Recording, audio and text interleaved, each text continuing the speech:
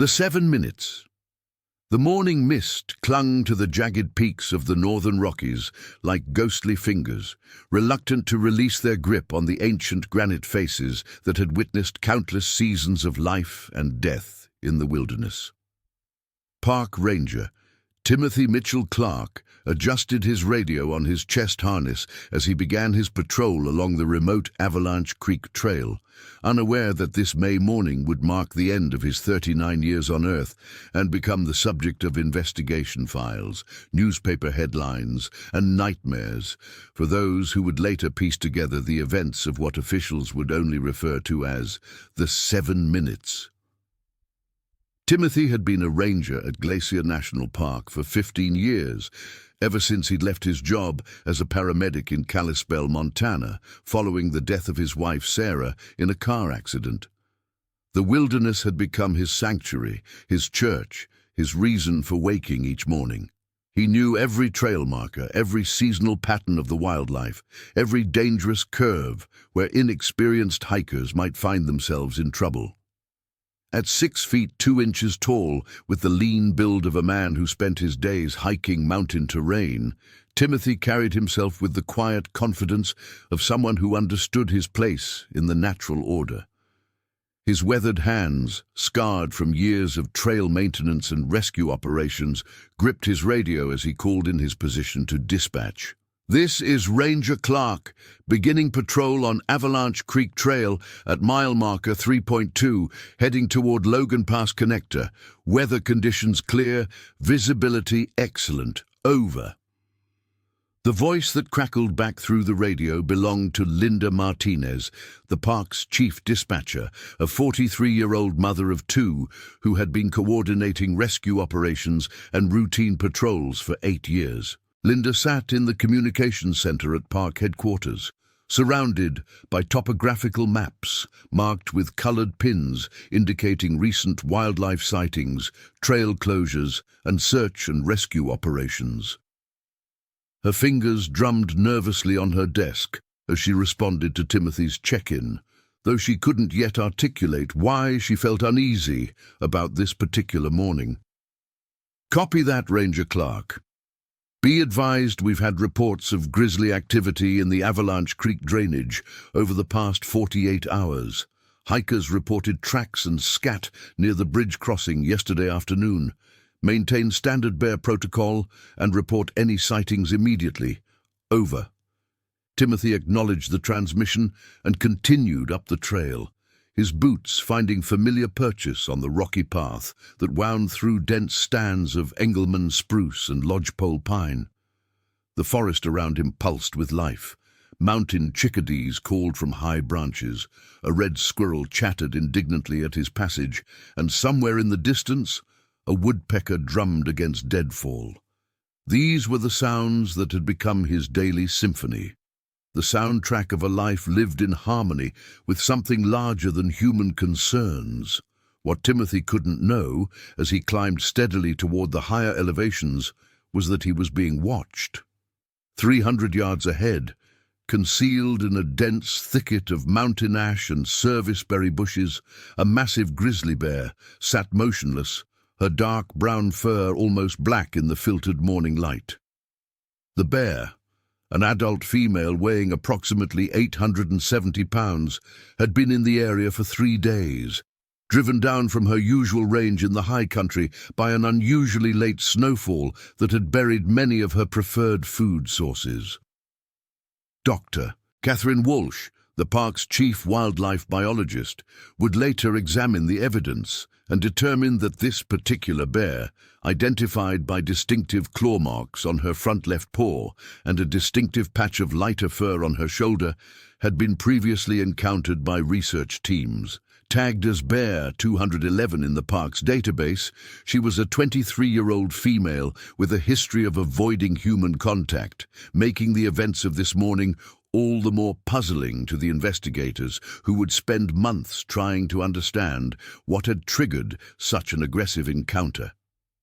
The bear's heightened aggression could be traced to several factors that had converged like storm fronts meeting over the mountains. She was in the early stages of hyperphagia, the period before hibernation when bears need to consume massive amounts of food to build fat reserves. The late spring snow had reduced access to her typical food sources, roots, berries, and the carcasses of winter-killed ungulates. More critically, she had recently separated from 2 yearling cubs, a process that had left her stressed and territorially aggressive as her maternal instincts conflicted with the biological imperative to mate again. As Timothy approached the creek crossing where weather-worn planks formed a simple bridge over the rushing water, the bear's massive head lifted slightly, nostrils flaring as she caught his scent on the morning breeze. Her small eyes, dark as river stones, fixed on the approaching figure with an intensity that spoke to millions of years of predatory evolution. Unlike black bears, which typically fled from human contact, grizzlies possessed a complex behavioral repertoire that could shift from avoidance to aggression in seconds, triggered by factors that researchers still struggled to fully understand. Timothy paused at the bridge, as was his habit, to check the structural integrity of the crossing and note the water levels in his daily report. The creek ran high with snowmelt, tumbling over rounded boulders with a sound like distant thunder. He pulled out his waterproof notebook and recorded the conditions, unaware that his methodical movements were being analyzed by a predator whose senses could detect the slightest change in human behavior patterns. The morning sun had climbed higher, burning away the last wisps of mist and revealing the stunning panorama of peaks that surrounded the drainage. Mount Oberlin rose to the north, its summit still crowned with snow despite the late May date. To the south, the Continental Divide traced its ancient line across the landscape, marking the boundary between waters that would flow to the Pacific and those destined for the Atlantic. This was country that humbled human pretensions, where the scale of geological time rendered individual human lives as brief as the mayflies that danced over the creek's surface. Timothy's radio crackled to life again as he prepared to cross the bridge. Linda's voice carried a note of concern that hadn't been present in her earlier transmission. "Ranger Clark, this is dispatch. We've just received a report from hikers coming down from Hidden Lake. They observed a large grizzly, approximately 1 mile north of your current position, moving in a southerly direction. The bear appeared agitated and was vocalizing. Please advise your status and consider altering your patrol route." Over. Timothy frowned, his hand moving instinctively to the bear spray canister on his belt. In his 15 years as a ranger, he had encountered grizzlies dozens of times, and most encounters had ended with the bear retreating once it became aware of human presence. He understood the protocols, the careful dance of coexistence that allowed humans and apex predators to share this magnificent landscape. His training had emphasized the importance of making noise, avoiding surprise encounters, and maintaining escape routes. "This is Ranger Clark. Copy on the grizzly report. I'm currently at the Avalanche Creek Bridge crossing. No visual contact with any bears at this time. I'll proceed with heightened caution and continue to monitor the situation. I have clear sightlines in all directions and multiple escape routes available. Over." As Timothy spoke into his radio, the bear rose from her concealment, her massive frame unfolding like a dark nightmare made flesh. Standing on her hind legs, she reached nearly 8 feet in height, her powerful shoulders rippling with muscle beneath her thick coat. For a moment that would be frozen forever in Timothy's memory. Their eyes met across the 100 yards of forest that separated them. In that instant, something passed between predator and prey, an ancient recognition that transcended the modern world of radios and protocols and safety training. The bear dropped to all fours and began moving toward the trail with a purposeful gait that spoke to millions of years of evolutionary refinement. Her massive paws, each the size of dinner plates and armed with claws longer than human fingers, found silent purchase on the forest floor as she closed the distance with the fluid grace of a creature perfectly adapted to its environment. This was not the charge of an animal acting on sudden instinct, but the calculated approach of an apex predator that had made a decision. Timothy felt the primitive alarm system buried deep in his brain stem activate as every nerve ending suddenly came alive with the awareness of mortal danger. His hand moved to his sidearm, a .40 caliber pistol that he had qualified with quarterly, but had never fired outside of a shooting range. The weapon felt heavy and foreign in his grip, as he attempted to reconcile 15 years of coexistence philosophy with the immediate reality of an 800-pound predator moving toward him with obvious hostile intent. The bear's approach triggered a cascade of physiological responses in Timothy's body as his sympathetic nervous system flooded his bloodstream with adrenaline and cortisol. His heart rate spiked from its resting 70 beats per minute to over 150 in a matter of seconds. His pupils dilated, his breathing became shallow and rapid, and his fine motor control deteriorated as blood flow was redirected to major muscle groups in preparation for the fight-or-flight response that had kept his ancestors alive on African savannas millions of years ago. "Dispatch, this is Ranger Clark." Timothy's voice carried a tension that Linda immediately recognized, having heard the same tone from Rangers, reporting everything from medical emergencies to avalanche conditions. "I have visual contact with a large grizzly bear approximately 75 yards from my position. The animal is approaching in an aggressive manner. I am drawing my sidearm and preparing to deploy bear spray. Request immediate backup and emergency services to my location. Over." Linda's training kicked in as she began the protocols that would, over the next 7 minutes, mobilize every available resource in a desperate attempt to save Timothy's life. Her fingers flew over her keyboard as she initiated a code-red emergency response, simultaneously alerting park rangers, local law enforcement, the county sheriff's department, and emergency medical services. Within seconds, radio chatter erupted across multiple channels as personnel throughout the region received the emergency notification. All units, this is Park Dispatch with a code Red Bear emergency. Ranger Timothy Clark is reporting an aggressive grizzly encounter at the Avalanche Creek Bridge crossing. All available units respond immediately. EMS, fire rescue, and air medical are being notified. This is not a drill. Repeat, this is not a drill. Ranger Marcus Thompson, a 28-year-old former Marine who had joined the Park Service 2 years earlier, was conducting his own patrol near Lake McDonald when Linda's emergency broadcast reached him.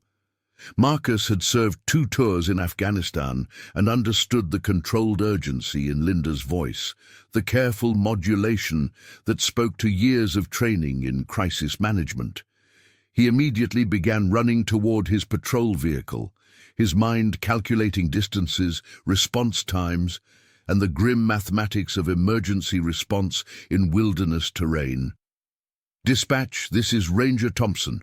I'm en route to assist Ranger Clark. My current position is Lake McDonald, approximately 12 minutes from the Avalanche Creek trailhead. I'm proceeding with lights and sirens. Has anyone else responded?" Over. As radio traffic filled the emergency channels, Timothy found himself locked in the most primitive form of confrontation known to human experience, a face-to-face encounter with a large predator. The bear had closed to 50 yards and showed no signs of the bluff charging behavior that characterized most grizzly encounters. Her ears were pinned back against her massive skull, her lips were drawn back to reveal canine teeth as long as human thumbs, and her eyes held the flat, emotionless stare of a killer evaluating its prey. Timothy raised his bear spray canister, a device containing capsaicin extract that was effective against bears at ranges up to 30 feet. His hands shook slightly as he attempted to estimate the distance, knowing that deploying the spray too early would render it useless, while waiting too long might prove fatal. The morning breeze, which had been calm moments earlier, now seemed to shift direction every few seconds, adding another variable to his desperate calculations. "Stop!" Timothy called out in a firm voice, falling back on his training even as every instinct screamed at him to run. "Stop, bear! I am not a threat to you." "Adi!" The sound of human speech seemed to trigger something primal in the grizzly's behavioral programming. Instead of the retreat that Timothy desperately hoped for, the bear's pace quickened as she closed the final 30 yards between them. Her massive frame moved with the deceptive speed that made grizzlies one of the most dangerous large mammals on the North American continent. Despite weighing nearly half a ton, she could reach speeds of 35 miles per hour, faster than any human could run, especially on the uneven terrain of mountain trails. At 25 feet, Timothy deployed his bear spray, sending a cone of orange mist toward the approaching grizzly. For a moment, that lasted an eternity. Hope flared in his chest as the spray appeared to strike the bear's face and upper body. In training scenarios and documented encounters, bear spray had proven effective in deterring aggressive grizzlies approximately 90% of the time. Timothy belonged to the unlucky 10% who would discover that statistics meant nothing when faced with an individual predator acting outside normal behavioral parameters. The bear shook her massive head as the capsaicin irritated her eyes and respiratory system, but rather than retreating, she seemed to focus her rage on the source of her discomfort. Wildlife biologists would later theorize that her unusual aggression might have been influenced by previous exposure to pepper-based deterrents, creating a learned association between human presence and physical pain that triggered an attack response rather than avoidance. Timothy drew his sidearm as the bear closed the final distance, his training taking over as muscle memory guided his movements. The .40 caliber pistol felt insignificant in his hands as he aimed for the center of the bear's chest, knowing that stopping a charging grizzly required precise shot placement and more luck than any rational person should have to depend upon. His first shot, fired from a distance of 15 feet, struck the bear in the left shoulder, the bullet penetrating several inches before fragmenting against bone and muscle that had evolved to absorb tremendous impacts. The gunshot echoed through the forest like thunder, sending birds exploding from nearby trees and alerting every living creature within miles that something catastrophic was occurring in their peaceful domain. Miles away, hikers would later report hearing the shot and feeling an inexplicable chill despite the warming morning sun. Dr. Catherine Walsh, who was conducting a routine survey of whitebark pine populations on a distant ridge, would remember the sound carrying across the valleys and how it seemed to silence every other noise in the forest for several long seconds. The bullet wound, while serious, did nothing to slow the bear's momentum as she covered the final distance between herself and Timothy. Her massive front paws, each equipped with claws, designed for digging and dismembering, struck Timothy in the chest with a force equivalent to being hit by a small vehicle. The impact lifted him off his feet and sent him tumbling backward onto the rocky trail, his radio and bear spray canister flying into the underbrush as he struggled to maintain consciousness. Timothy's second shot, fired as he fell, went wild, the bullet striking a lodgepole pine 20 feet to the left of his intended target. The failure of his weapons to stop the attack marked the beginning of what forensic investigators would later determine to be 7 minutes of sustained mauling that would test the limits of human endurance and the speed of emergency response procedures. As Timothy hit the ground, the full weight of the grizzly came down on his torso, driving the air from his lungs and cracking several ribs with an audible sound that would haunt the nightmares of the paramedics who would later arrive at the scene. The bear's massive head, larger than a basketball and equipped with jaws capable of crushing bowling balls, clamped down on Timothy's left shoulder, penetrating through his uniform shirt, the Kevlar vest beneath, and into the muscle and bone of his upper body. The pain that exploded through Timothy's nervous system transcended anything in human experience, a symphony of agony that overwhelmed his ability to process conscious thought. his training, his 15 years of experience, his careful preparations, all of it became irrelevant in the face of claws that could tear through human flesh like tissue paper and teeth that had evolved to process the toughest materials in the natural world. 3 miles away, Doctor. Michael Chen was loading equipment into his helicopter for a routine wildlife survey when Linda's emergency broadcast reached him. Dr. Chen, a 45-year-old emergency physician who also served as the park's medical advisor, had responded to numerous backcountry emergencies during his 8 years with the park service. He immediately began calculating flight times and medical protocols while his pilot, Jake Harrison, initiated the startup sequence for their Bell 206 helicopter. "Jake, we need to be airborne in under 2 minutes, Doctor." Chen called over the increasing whine of the turbine engine. "We have a Ranger down with a bear attack. Serious trauma response will be required." Jake Harrison, a former Army pilot with thousands of hours of mountain flying experience, nodded grimly as he worked through his pre-flight checklist with practiced efficiency.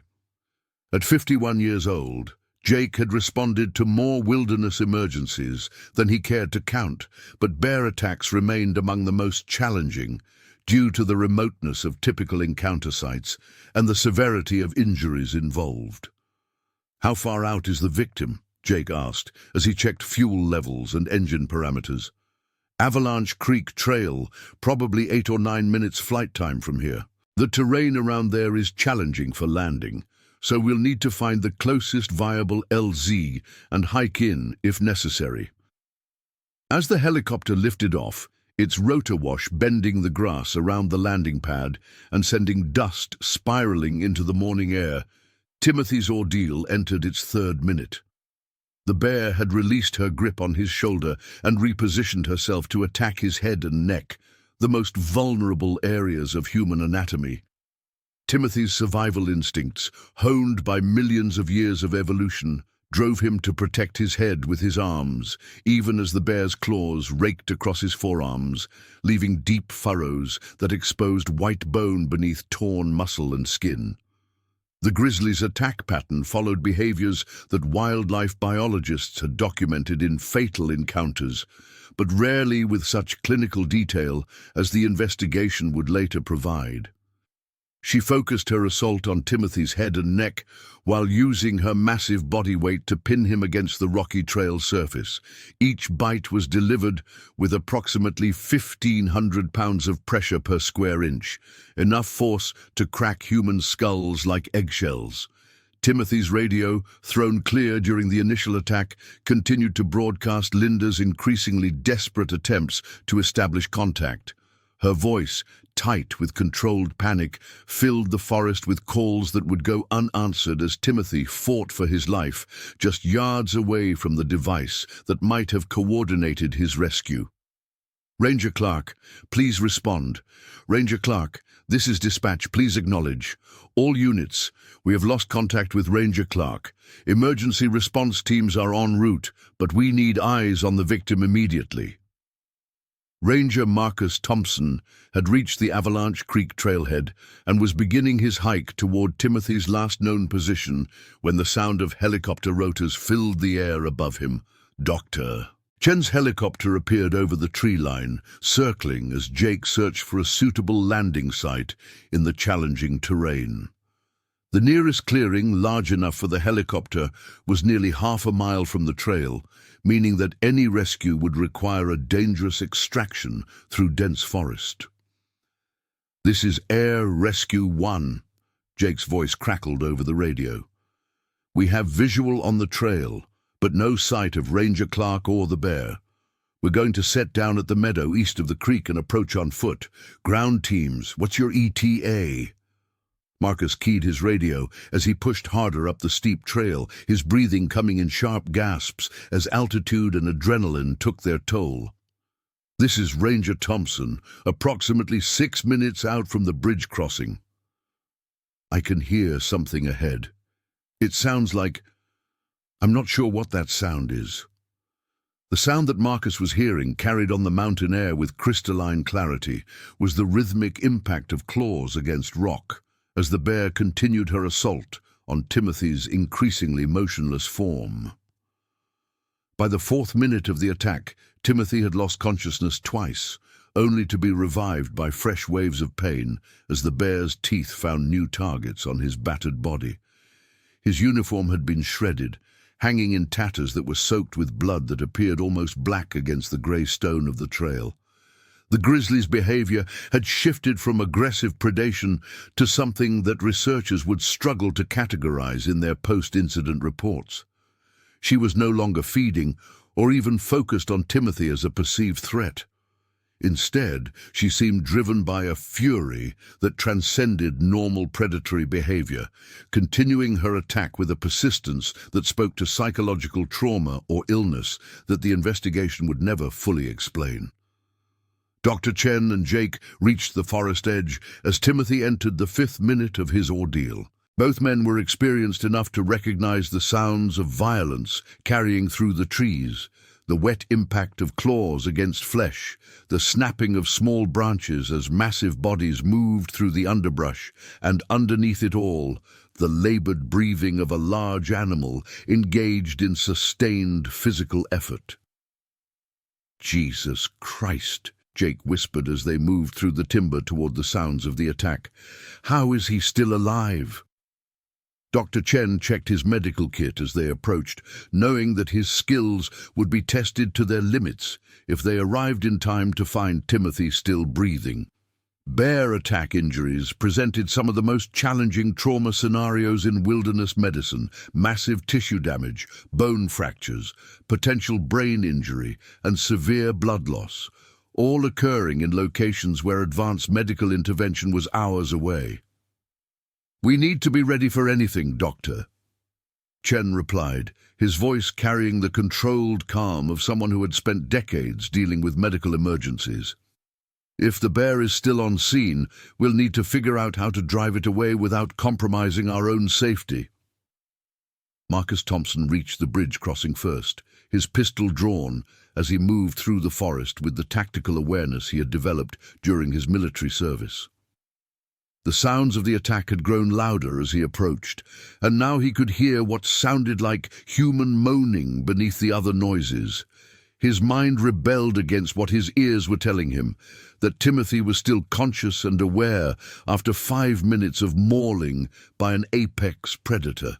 Through the trees, Marcus caught his first glimpse of the attack scene, and his training barely prevented him from crying out in horror.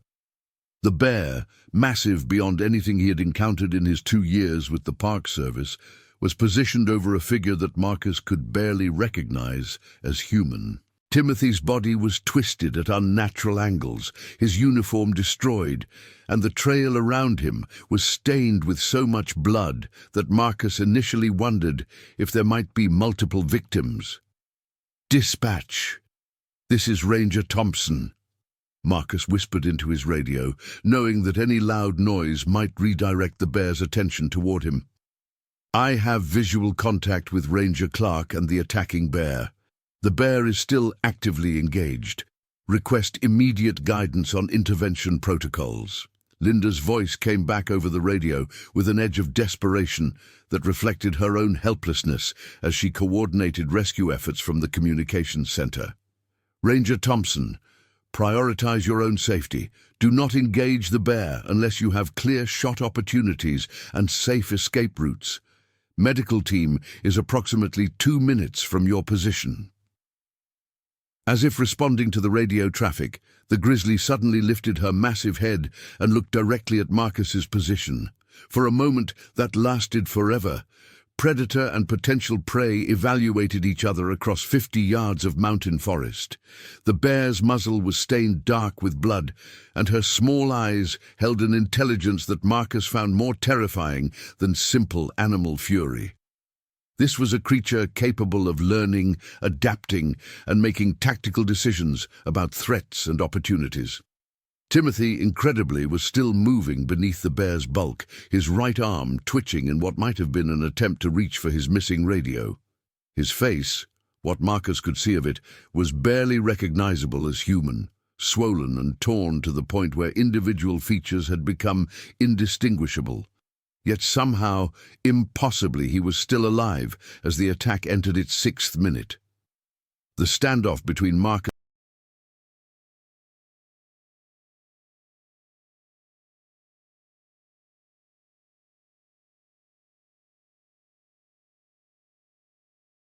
and the grizzly stretched across seconds that felt like hours, each waiting for the other to make the first move. Marcus understood that his .40 caliber sidearm was inadequate for stopping a bear of this size, unless he could achieve perfect shot placement, and the dense forest around him offered limited escape routes if the bear decided to charge his position. His military training warred with his compassion for Timothy, creating a moral calculus that no amount of preparation could have made easier. Dr. Chen and Jake reached Marcus's position just as the bear made her decision. Instead of charging toward the new threats, she returned her attention to Timothy, as if determined to finish what she had started before dealing with the humans who had disturbed her work. The sound of her teeth clicking against bone carried clearly through the morning air, a sound that would echo in the nightmares of everyone present for years to come. "We need to end this now, Doctor," Chen said, his medical training overriding the natural caution that might have kept him alive in other circumstances. "That man won't survive another minute of this." Marcus nodded, raising his pistol and moving carefully to a position where he could fire without risk of hitting Timothy. The shot would need to be perfect, a killing shot that would instantly stop the bear's attack without triggering a death spasm that might cause additional injury to the victim. His hands, steady despite the adrenaline flooding his system, found their grip as he aligned his sights on the bear's head. The gunshot that ended the attack came at 6 minutes and 43 seconds after the bear's initial charge, according to the timestamp analysis that investigators would later conduct using radio transmissions and helicopter flight recorder data. Marcus's bullet struck the grizzly just behind her left ear, penetrating the skull and causing massive trauma to the brain stem that resulted in instant death. The 870-pound bear collapsed across Timothy's legs, her massive bulk finally still after 7 minutes of violence that had pushed human endurance beyond all reasonable limits. "Bear down! Bear down!" Marcus called into his radio as he approached the scene with his weapon still drawn, knowing that wounded bears could remain dangerous even after appearing dead. "I need medical assistance immediately. The victim is still alive, but in critical condition." Dr. Chen reached Timothy's side as the helicopter overhead continued to circle, Jake having returned to provide air support and coordinate with additional rescue teams that were converging on the area.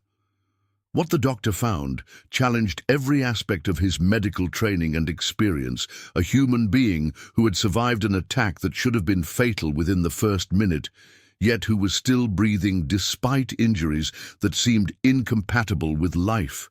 Timothy's left arm had been partially severed at the shoulder, hanging by tendons and muscle that had somehow escaped the bear's claws. His scalp had been peeled back, exposing skull bone that was fractured in multiple places, but miraculously had not been penetrated to the brain.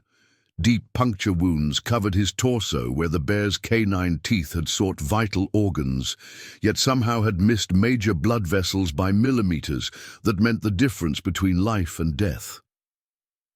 "How the hell are you still with us?" Dr. Chen whispered as he began emergency treatment procedures, his hands working automatically to establish an airway and control bleeding while his mind struggled to process the extent of the injuries. "Stay with me, Timothy. We're going to get you out of here." Timothy's eyes, swollen nearly shut but still capable of limited vision, found Dr. Chen's face as the physician worked over him. His lips moved in what might have been an attempt to speak, but the damage to his throat and jaw made communication impossible. What came out was a sound that Dr. Chen would later describe as the most heartbreaking noise he had ever heard. The attempt of a dying man to tell the world that he was still present, still fighting, still hoping to see another sunrise. The sound of additional helicopters filled the air as emergency response teams from across the region converged on the remote trail crossing. Air medical units from 3 different hospitals launched aircraft toward the scene, while ground-based paramedic teams began the challenging hike toward a location that would test every aspect of their wilderness rescue training. Sarah Chen, a flight paramedic with 15 years of experience in helicopter emergency medical services, was aboard the first medical helicopter to reach the scene. As her aircraft circled the area searching for a landing zone, she could see the rescue teams clustered around what appeared to be a crime scene from a horror movie. The amount of blood visible from the air suggested massive trauma, and her experience told her that survival rates for victims of prolonged bear attacks were essentially 0. "How copy? Ground medical?" Sarah called over the helicopter's communication system. "We need information on patient status and landing zone options. Can you give us a report?" Dr. Chen's voice came back over the radio with the controlled urgency of someone managing a crisis that defied standard medical protocols. "Patient is conscious and breathing, but has sustained massive trauma. Multiple fractures, severe tissue damage, possible internal injuries. We need immediate extraction to the nearest trauma center. Patient will not survive ground transport." The next 20 minutes would become a textbook example of wilderness emergency medical response, as teams coordinated the most challenging extraction of Dr. Chen's career. The bear's body had to be moved before Timothy could be safely extricated, a process that required several men and careful attention to preserving evidence for the investigation that would follow. Every movement threatened to exacerbate Timothy's injuries, yet leaving him on the rocky trail surface guaranteed his death from shock and blood loss. Jake Harrison demonstrated the skills that had made him one of the most respected helicopter pilots in the region as he maneuvered his aircraft into a hover over the tiny clearing that offered the only possible landing zone within reasonable distance of the attack site. The margin for error was measured in inches as rotor blades cleared trees by distances that made ground personnel duck instinctively. Yet Jake held the helicopter steady as medical teams loaded Timothy onto a stretcher for transport to definitive medical care. Timothy remained conscious throughout the extraction process, his eyes tracking the faces of his rescuers as they worked to stabilize him for flight. Dr. Chen maintained a running commentary designed to keep his patient focused and fighting, sharing details about the rescue operation and the medical treatment that awaited him at the hospital. Whether Timothy understood any of it was unclear, but his continued responsiveness suggested that his mind was still functioning, despite the massive trauma his body had endured. "We're taking you to St. Mary's Hospital in Great Falls," Dr. Chen explained as they secured Timothy in the helicopter for transport. "They have the best trauma surgeons in the state, and they're already preparing for your arrival. Your vitals are stable, and you're showing every sign of being a fighter. Stay with us, Timothy. Your survival of this attack is already miraculous. Don't give up on us now." The flight to St. Mary's Hospital would take 43 minutes, during which Timothy would undergo continuous medical intervention to maintain his blood pressure, airway, and organ function. Sarah Chen and her medical team worked with the precision of emergency professionals who understood that every second might determine whether their patient lived or died, yet they could not escape the knowledge that they were treating injuries that challenged the limits of modern trauma medicine.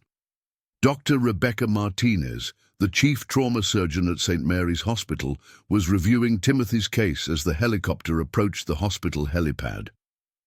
"At 42 years old, Doctor, Martinez had treated victims of car accidents, industrial accidents, and violent crimes, but bear attack injuries presented unique challenges that tested even her extensive experience. The combination of blunt force trauma, penetrating wounds, and crushing injuries required surgical techniques that pushed the boundaries of what was possible in an operating room. "This patient has survived something that should have killed him 10 times over, Doctor," Martinez told her surgical team as they prepared for Timothy's arrival. "We're going to give him every chance we can, but I want everyone to understand that we're operating in uncharted territory here. The extent of his injuries suggests that his survival to this point is already miraculous." Timothy's arrival at St. Mary's Hospital marked the beginning of a medical odyssey that would span months of surgeries, rehabilitation, and psychological recovery. As he was wheeled into the trauma bay, surrounded by medical professionals who had trained for scenarios exactly like this one, the man who had begun the morning as a park ranger patrolling familiar trails had become something unprecedented. A survivor of one of the most severe bear attacks in documented history, the operating room where Dr. Martinez and her team worked to save Timothy's life, hummed with controlled chaos as surgeons, anesthesiologists, and nurses coordinated the most complex trauma surgery any of them had ever attempted. Timothy's left shoulder required complete reconstruction using bone grafts and titanium hardware, while his facial injuries demanded the skills of plastic surgeons flown in from Denver and Salt Lake City. Each procedure carried risks that could prove fatal, yet doing nothing guaranteed his death from infection and organ failure. During the first surgery, which lasted 14 hours, Dr. Martinez discovered that Timothy's survival had been dependent on anatomical variations that occurred in perhaps 1% of the population. The bear's canine teeth had passed within millimeters of his carotid artery and jugular vein, missing both by distances that could only be described as miraculous. Similarly, claw wounds to his torso had somehow avoided every major organ despite penetrating deep into his abdominal cavity. "I've never seen anything like this, Doctor," Martinez told her colleagues during a brief break between procedures. "It's as if this man was specifically designed to survive this attack. Every wound that should have been fatal missed vital structures by the smallest possible margins. I'm beginning to think we're witnessing something that defies medical explanation." While Timothy fought for his life in the hospital, the investigation into his attack was beginning to reveal details that puzzled wildlife experts and law enforcement officials. Dr. Catherine Walsh led a team of biologists and forensic specialists back to the attack site, where they documented evidence that would reshape understanding of grizzly bear behavior in unprecedented encounters. The scene that greeted investigators resembled something from a forensic textbook on predator attacks, yet it contained elements that challenged established scientific knowledge about grizzly behavior. The bear's tracks told a story of deliberate stalking rather than chance encounter, while the duration and intensity of the attack exceeded anything in the scientific literature on human-bear interactions. "This wasn't a defensive attack or a case of mistaken identity, Doctor," Walsh explained to park officials during her preliminary briefing. "The physical evidence suggests that this bear specifically targeted Ranger Clark and pursued the attack far beyond normal defensive behaviors. We're looking at something that challenges our understanding of grizzly psychology and behavior patterns." Bear 211's carcass was transported to the State Wildlife Laboratory for necropsy examination that might reveal factors contributing to her unusual aggression. Dr. James Mitchell, the state's chief wildlife pathologist, conducted the examination with the thoroughness of a criminal autopsy, searching for evidence of disease, injury, or environmental factors that might explain the attack. "The bear appears to have been in excellent physical condition, Doctor," Mitchell reported to the investigating team. "No signs of injury, disease, or malnutrition that might account for abnormal behavior. Brain examination showed no evidence of rabies or other neurological conditions. From a physiological standpoint, this appears to have been a healthy adult female grizzly, acting outside normal behavioral parameters for reasons we cannot currently determine. The mystery of Bear. 211's motivation would become a central focus of the investigation, as researchers struggled to explain why a bear with no history of human aggression had suddenly attacked with such sustained ferocity. Theories ranged from hormonal imbalances related to her recent separation from cubs to possible learned behaviors from previous encounters with humans, but none fully explained the unprecedented nature of the attack. Timothy's recovery progressed with the same miraculous quality that had characterized his survival of the initial attack. Despite suffering injuries that should have resulted in permanent disability or death, he began showing signs of neurological recovery within weeks of the assault. His cognitive function, initially compromised by blood loss and shock, gradually returned to near normal levels as swelling in his brain subsided and his body began the long process of healing. Dr. Patricia Williams, a neuropsychologist specializing in trauma recovery, was brought in to evaluate Timothy's mental state as he regained consciousness and began processing what had happened to him. Her initial assessment revealed a complex mixture of post-traumatic stress symptoms and an almost supernatural determination to return to his life as a park ranger.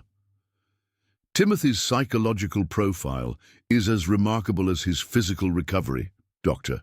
Williams noted in her initial report. Despite experiencing one of the most traumatic events imaginable, he shows no signs of permanent psychological damage. His desire to return to the wilderness and continue his work as a ranger suggests an extraordinary resilience that challenges our understanding of trauma recovery. The news media had discovered Timothy's story within hours of the attack, and his survival became the subject of national attention that brought reporters and television crews to the small Montana community where he was recovering.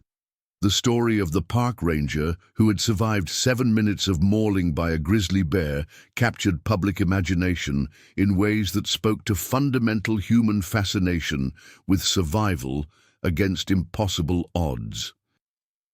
Jennifer Walsh, a reporter for the Associated Press who specialized in wilderness and outdoor recreation stories, was among the first journalists to arrive at the hospital. Her interviews with medical staff and rescue personnel began to reveal the extraordinary nature of Timothy's survival and the complex rescue operation that had saved his life.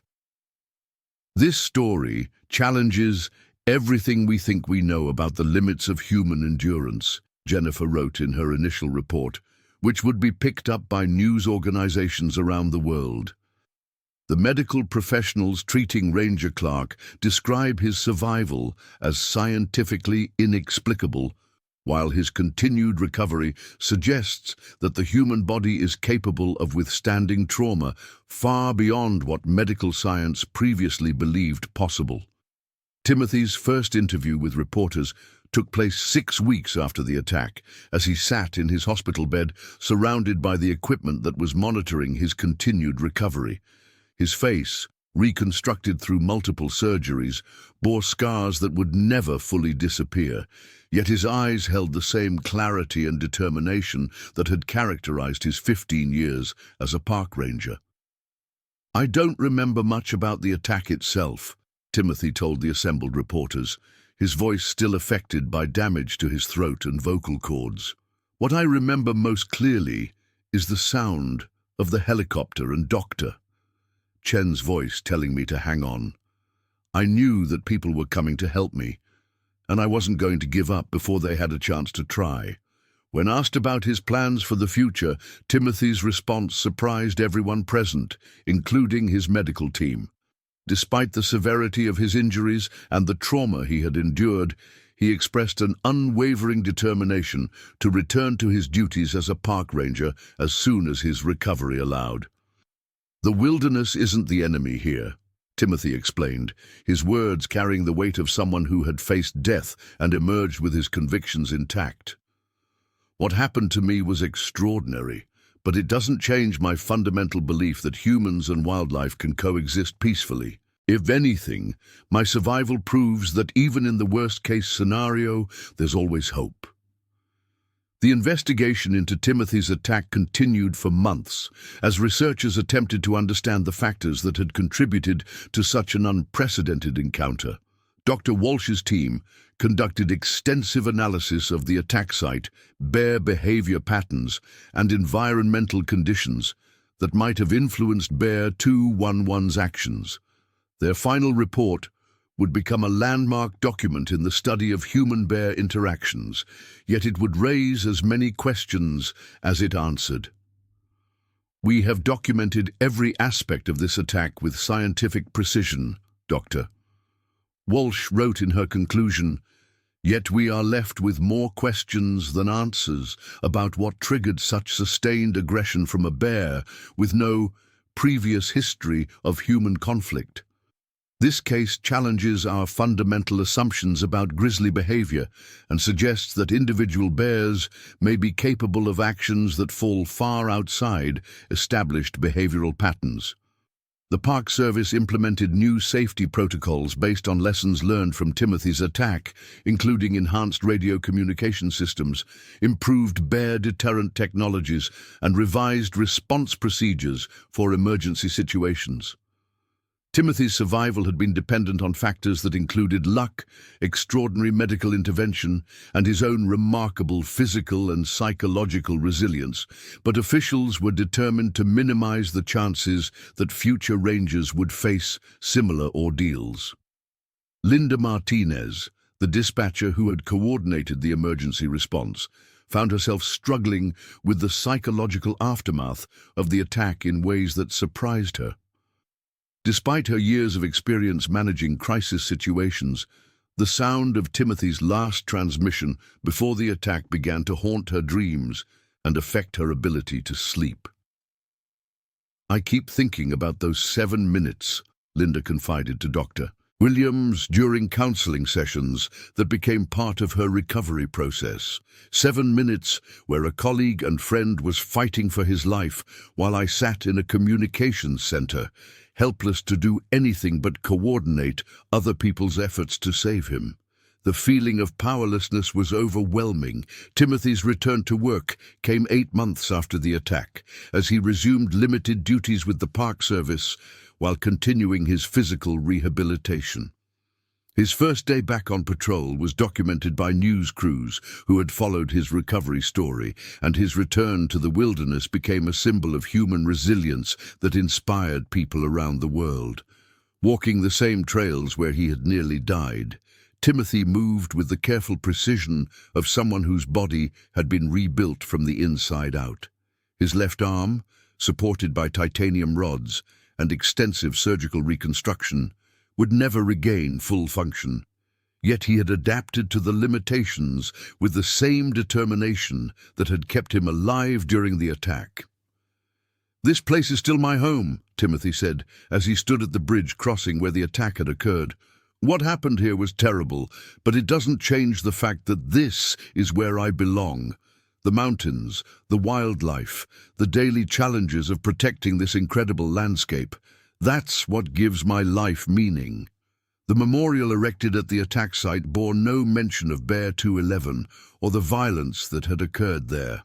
Instead, it simply read, "In recognition of all who serve to protect our wilderness heritage and in honor of the resilience of the human spirit." Timothy had insisted that the memorial focus on hope rather than tragedy, reflecting his belief that his survival carried a message about the possibility of overcoming impossible circumstances. Dr. Chen continued to follow Timothy's case as it became a landmark study in trauma medicine and wilderness emergency response. The medical journals that published papers about Timothy's survival described it as a case that expanded understanding of human physiological limits and the factors that determine survival in extreme circumstances. Timothy Clark's survival challenges fundamental assumptions about the limits of human endurance, Dr. Chen wrote in the New England Journal of Medicine. His case suggests that under extraordinary circumstances, the human body is capable of withstanding trauma that would typically prove fatal. The implications for emergency medicine and trauma treatment protocols are profound. Bear 211's behavior remained a mystery that would puzzle researchers for years to come. Despite extensive analysis of her brain tissue, hormone levels, and genetic markers, scientists could find no physiological explanation for her unprecedented aggression. Her attack on Timothy would stand as an outlier in the scientific literature, a case that defied explanation and challenged established knowledge about grizzly bear behavior. The broader implications of Timothy's survival extended beyond the medical and scientific communities to touch questions about human resilience, the power of hope, and the complex relationship between civilization and wilderness. His story became the subject of books, documentaries, and academic studies that examined not just the facts of his survival, but what those facts revealed about the human capacity to endure and overcome seemingly impossible circumstances. Years later, Timothy would reflect on the attack not as a defining trauma, but as a moment that had revealed truths about himself and the natural world that he might never have discovered under ordinary circumstances. His survival had required not just physical endurance, but a psychological strength that drew on his deepest beliefs about the value of life and the importance of never surrendering hope. 7 minutes, Timothy would often say when asked about the experience. 7 minutes that changed everything and nothing. I'm still the same person I was before the attack, just with a deeper appreciation for how precious and fragile and resilient life can be. Every day since then has been a gift, and I try to live it as such. The park where Timothy had nearly died continued to host thousands of visitors each year, most of them unaware of the extraordinary events that had unfolded on the Avalanche Creek Trail. The wilderness itself remained unchanged, indifferent to human drama, yet somehow accommodating to those who approached it with respect and understanding. Bears continued to roam the high country, following ancient patterns that predated human presence by millions of years, occasionally crossing paths with hikers and rangers who carried the knowledge that sharing the landscape with apex predators required vigilance, preparation, and acceptance that nature operated by rules that did not prioritize human safety. Timothy's story became part of the park's unofficial history, passed down among rangers and shared with visitors who asked about the realities of working in grizzly country. It served as both a cautionary tale about the dangers inherent in wilderness occupations and an inspiring example of human resilience in the face of overwhelming adversity. The investigation files, medical records, and scientific studies generated by Timothy's attack would continue to influence wildlife management policies, emergency response protocols, and trauma treatment procedures for decades to come. His survival had been purchased at enormous cost, months of surgeries, years of rehabilitation, and psychological scars that would never fully heal. Yet it had also produced knowledge that might save other lives in similar circumstances. In the end, Timothy's encounter with Bear 211 would be remembered not just as a remarkable survival story, but as a profound meditation on the relationship between humans and the natural world. It demonstrated that even in an age of advanced technology and scientific understanding, wilderness remained a place where ancient forces could assert themselves with primal power, where individual humans could be called upon to discover reserves of strength they never knew they possessed, and where the difference between life and death could be measured in millimeters and moments that defied rational explanation. The 7 minutes that had nearly claimed Timothy's life had instead revealed truths about human endurance, the dedication of emergency responders, the skill of medical professionals, and the complex dynamics that govern interactions between humans and wildlife.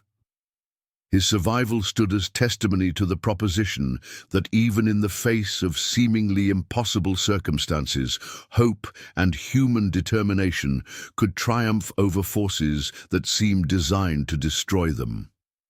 As Timothy continued his recovery and returned to the wilderness that had nearly claimed his life, his story served as a reminder that the natural world demanded respect, preparation, and humility from those who chose to make their lives within its boundaries.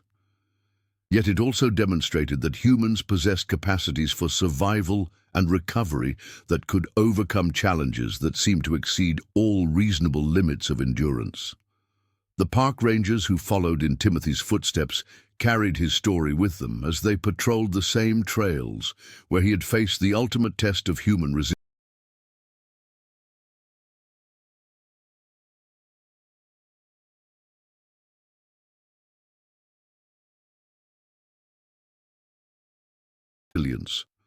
They understood that their work required them to accept risks that most people would consider unacceptable. Yet they also knew that Timothy's survival proved that even the worst-case scenarios did not necessarily mean certain death. Bear 211's legacy lived on in the enhanced safety protocols, improved emergency response procedures, and deeper understanding of grisly behavior that resulted from the investigation into her attack on Timothy. Though her motivations would never be fully understood, her actions had ultimately contributed to knowledge that would help protect both humans and bears in future encounters. The wilderness where Timothy had nearly died continued its ancient patterns, indifferent to human concerns, yet somehow accommodating to those who approached it with appropriate respect and preparation. The mountains that had witnessed his ordeal continued to challenge and inspire visitors who came seeking experiences that modern life could not provide, knowing that the price of such experiences might include encounters with forces that operated beyond human control. Timothy's survival had been dependent on factors that included chance, extraordinary skill, remarkable resilience, and what could only be described as miraculous circumstances. Yet his continued recovery and return to work demonstrated that humans possessed capacities for healing and adaptation that could overcome even the most severe trauma. His story served as proof that the human spirit could endure and triumph over circumstances that seemed designed to destroy it, offering hope to others facing their own impossible challenges. The 7 minutes that had nearly ended Timothy's life had instead become a testament to the power of human determination, the skill of emergency responders, the advancement of medical science, and the complex relationship between civilization and wilderness. His survival challenged assumptions about human limitations, while demonstrating that even in the face of overwhelming adversity, the combination of preparation, skill, courage, and hope could achieve outcomes that seemed to defy rational explanation.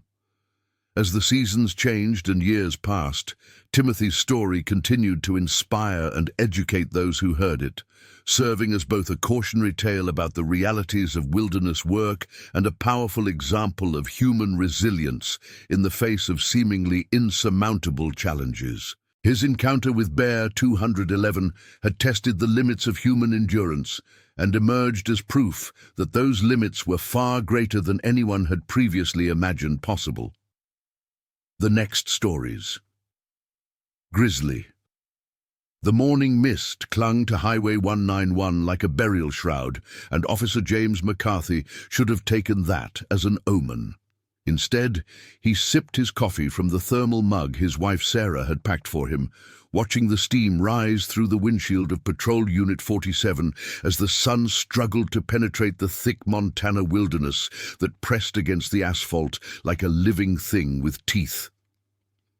It was October 6th, 2024, and the air carried that particular bite that meant winter was already sharpening its claws in the high country around West Yellowstone.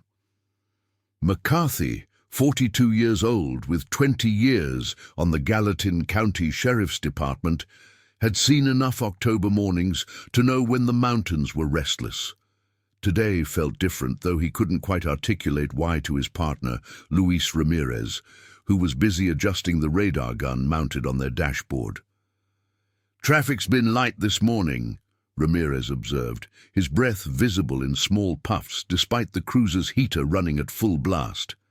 At 35, Luis had been McCarthy's partner for 3 years, ever since transferring from the Billings Police Department following a messy divorce that had left him seeking the solitude that only Montana's vast wilderness could provide. He was methodical, careful, the kind of cop who triple-checked his reports and never forgot to secure his weapon. McCarthy trusted him completely. "Give it another hour," McCarthy replied, checking his watch. It was 7:23 a.m. "Once the sun burns off this fog, we'll have tourists heading back to Bozeman, locals going to work in town. This stretch always gets busy between 8 and 10. He gestured toward the long, straight section of highway that stretched north from the West Yellowstone city limits, flanked on both sides by dense lodgepole pine and Douglas fir that seemed to absorb sound and light alike. They had positioned their patrol car in a turnout about 2 miles north of town, a spot that gave them excellent visibility in both directions, while remaining partially concealed behind a cluster of aspens whose leaves had turned the color of old gold in the past week. It was a routine traffic enforcement position, one they'd used dozens of times before, but today the familiar felt somehow foreign. The radio crackled to life with the measured voice of dispatcher Carol Hoffman back at headquarters. "All units, be advised, we've had reports of increased bear activity in the Highway 191 corridor north of West Yellowstone. Fish, Wildlife and Parks requests heightened awareness. Multiple sightings of a large grizzly in the past 48 hours appears to be following the highway corridor southbound." McCarthy keyed the microphone. "Unit 47 copies, dispatch. We're positioned about 2 miles north of town limits on 191. Any specific description on this bear?" "Affirmative. Unit 47. FWP describes it as an adult male grizzly, estimated weight 600 to 700 pounds, distinctive light-colored coat with darker patches. Last confirmed sighting was yesterday evening near mile marker 15, approximately 4 miles north of your current position. Bear appeared to be feeding on road-killed elk." Ramirez lowered his coffee cup, his dark eyes scanning the tree line with renewed intensity. "Roadkill, huh? That's not good." "Why's that?" McCarthy asked, though he suspected he already knew the answer. "Bears that get used to easy food sources along highways lose their natural fear of vehicles, people, makes them unpredictable." Ramirez had grown up in rural New Mexico, where encounters with black bears were common enough that his grandfather had taught him to read their behavior before he was 10 years old. Grizzlies were different beasts entirely, but some principles remained the same. The fog began to lift as they settled into their routine, revealing the full majesty and menace of the landscape around them. To the east, the Madison Range rose in sharp peaks that caught the early sunlight like broken glass. To the west, the Gallatin Range formed a wall of stone and timber that seemed to stretch infinitely north toward Glacier National Park. Between these ancient sentinels, Highway 191 cut a narrow corridor through millions of acres of wilderness where humans were tolerated visitors at best. McCarthy had been born and raised in nearby Bozeman, the son of a Forest Service ranger who had taught him that respect for the wilderness began with understanding its capacity for sudden, overwhelming violence. His father, Robert McCarthy, had spent 37 years walking through grizzly country with nothing but bear spray and common sense, retiring in 2018 without ever having to use either. The secret, the elder McCarthy had told his son, is to never forget that you're a guest out there, and guests who overstay their welcome don't usually get a second invitation. James had carried that philosophy through his 2 decades in law enforcement, even as suburban sprawl crept steadily outward from Bozeman and brought increasing numbers of people into contact with wildlife that had ruled this region for millennia. The incidents were becoming more frequent: bears in garbage bins, mountain lions in subdivisions, wolves testing the boundaries between wild and civilized space. Each encounter was a reminder that the truce between human and animal was fragile and temporary. At 7:45 a.m., they clocked their first speeder of the day, a white Ford F-150 with Wyoming plates doing 78 in a 65 zone. McCarthy pulled out smoothly, activated his emergency lights, and conducted a routine traffic stop that took 12 minutes. The driver was a contractor from Jackson Hole, heading to a job site in Big Sky, apologetic and cooperative. McCarthy issued a warning and sent him on his way, with the standard admonition to slow down and watch for wildlife. "Good thing we got him slowed down," Ramirez observed as they resumed their position. "Going that fast through here, he'd never see a bear until it was too late." They settled back into the rhythm of patrol work, periods of intense attention punctuated by stretches of contemplative observation. The forest around them was entering its final phase of autumn preparation. Squirrels chattered urgently in the canopy above, gathering pine nuts for the long winter ahead. A red-tailed hawk circled lazily overhead, riding thermals that were beginning to form as the sun warmed the asphalt and surrounding meadows. At 8:17 a.m., they received their second radio call of the morning. A motorist had called in to report what appeared to be a large bear, approximately 3 miles north of their position, on the shoulder of the highway near a culvert where Grayling Creek passed under the road. The caller, a local woman named Patricia Williams, who worked as a real estate agent in West Yellowstone, was continuing south but wanted to alert authorities. "Unit 47, can you respond and investigate the bear sighting near mile marker 12? Dispatcher Hoffman requested. McCarthy looked at Ramirez, who nodded. "Unit 47 responding to mile marker 12 to investigate reported bear sighting. ETA approximately 5 minutes. They drove north slowly, both officers scanning the roadside and tree line carefully. The highway here followed the gentle curves of Grayling Creek, which meandered through a series of small meadows before disappearing back into dense timber. It was prime habitat for virtually every large mammal species in the greater Yellowstone ecosystem: elk, moose, deer, black bears, grizzly bears, mountain lions, and wolves. The Montana Department of Transportation had installed wildlife crossing structures and fencing in some areas, but funding limitations meant that most of the highway remained a dangerous intersection between animal corridors and human transportation needs. They found evidence of the bear's presence immediately upon reaching mile marker 12. Fresh scat, still steaming in the cool morning air, lay scattered across the asphalt near the culvert. The droppings were massive, clearly from a large bear, and contained the partially digested remains of what appeared to be elk meat, berries, and vegetation. More concerning were the deep claw marks gouged into the wooden guardrail posts on both sides of the road. "Son of a bitch," McCarthy muttered, examining the claw marks more closely. Each individual mark was nearly an inch wide and extended deep into the wood. "Look at the reach on these scratches. This bear's got to be standing 8 feet tall on its hind legs."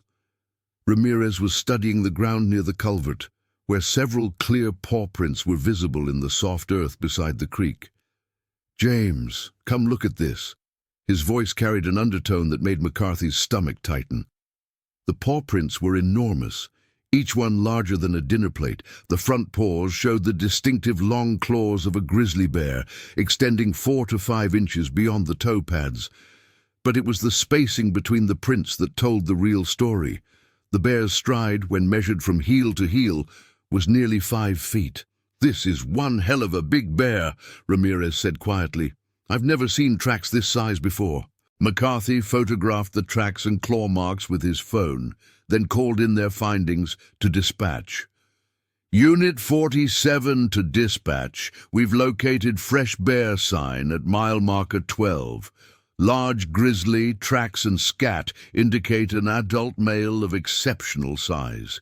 Requesting contact with Fish, Wildlife and Parks for possible closure recommendations." "Copy, Unit 47. I'll contact FWP immediately and advise of your findings.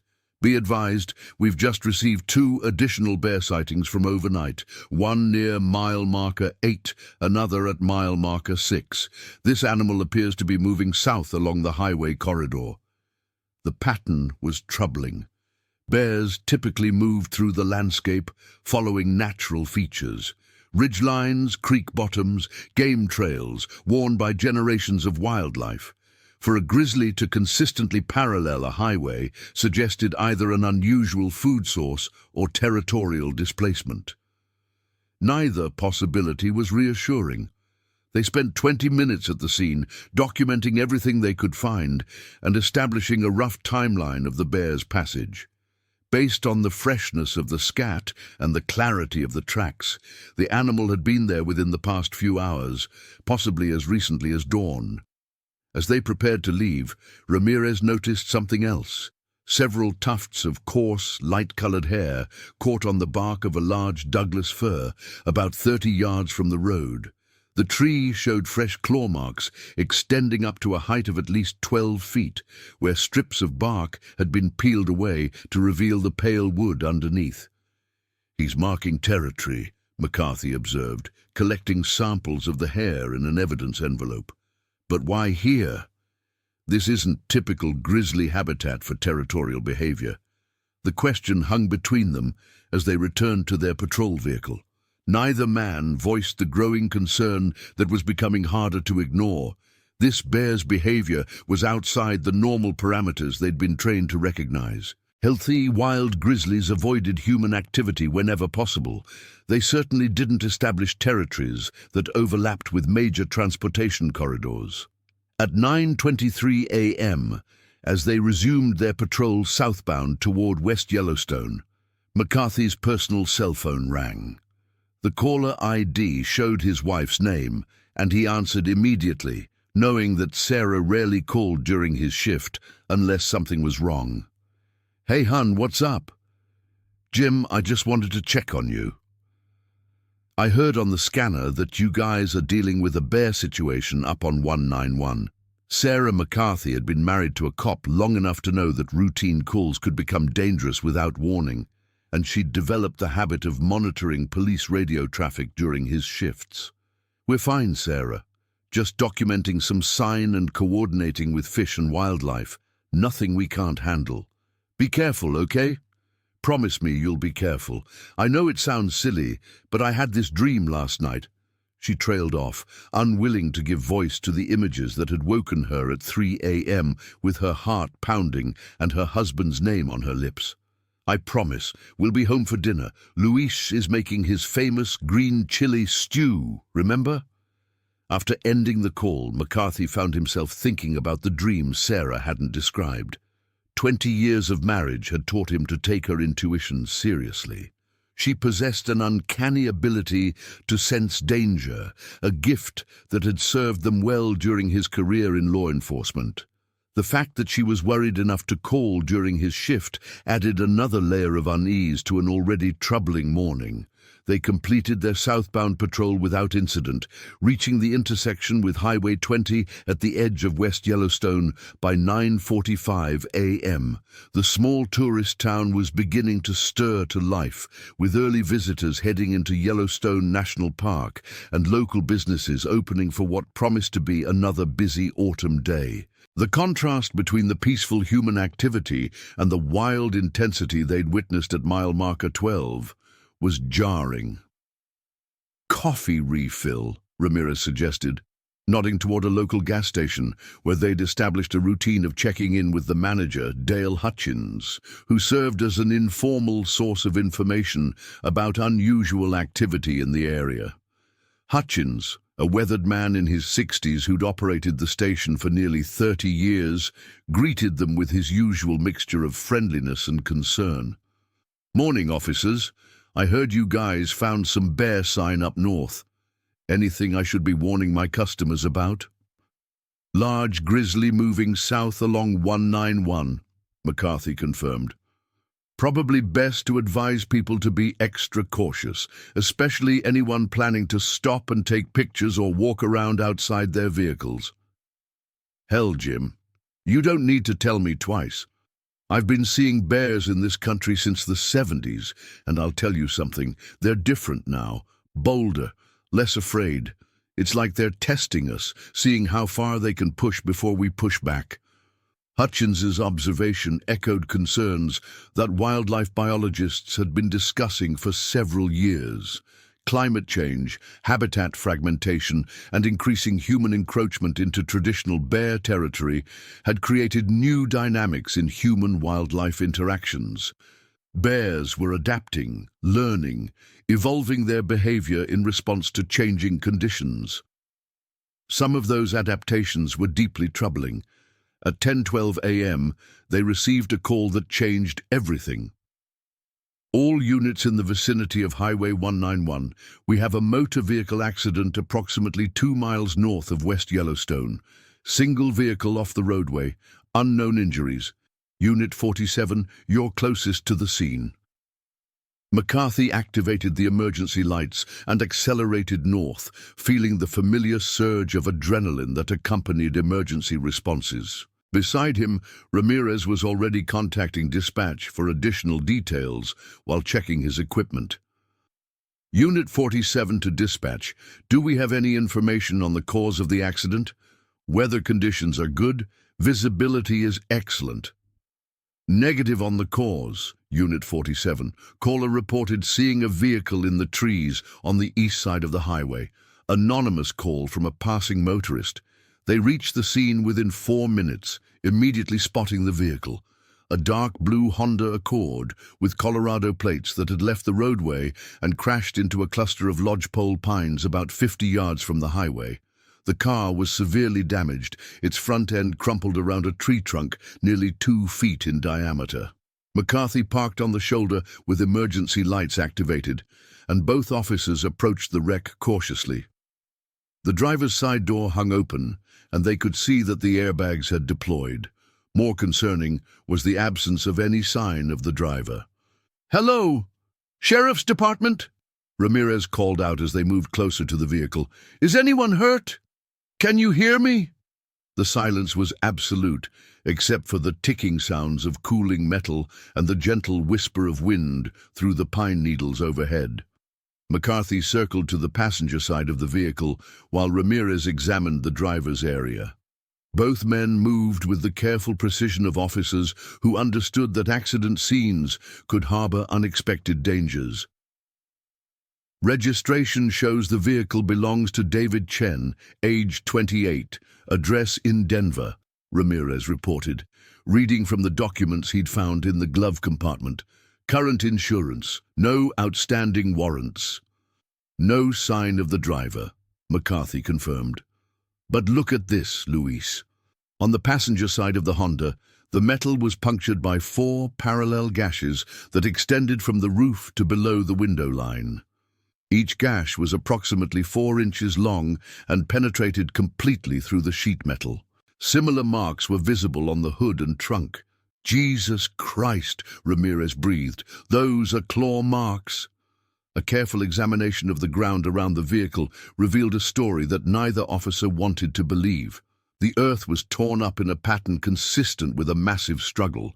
There were bear tracks everywhere, including several that showed the characteristic gait of a grizzly in full charge.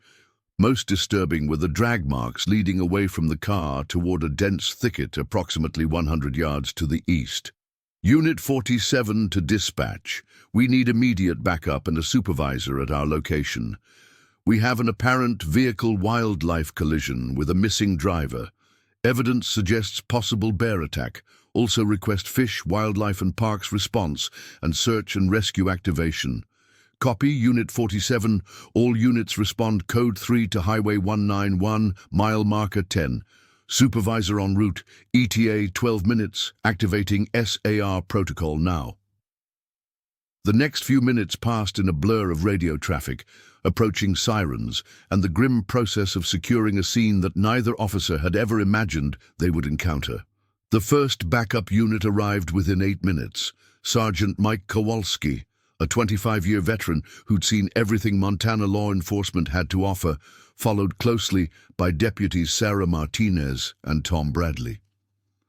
Kowalski took one look at the claw marks on the Honda and immediately established a wide perimeter around the scene. "Nobody goes past the tree line until Fish and Wildlife gets here," he ordered. "If this bear took someone, it might still be in the area, and a fed grizzly is the most dangerous animal on the continent." Dr. Lisa Hamlin, a wildlife biologist with Montana Fish, Wildlife and Parks, arrived within 20 minutes, accompanied by bear specialist Jeff Sorensen, who carried a tranquilizer rifle and enough experience with aggressive grizzlies to make everyone present feel slightly more secure.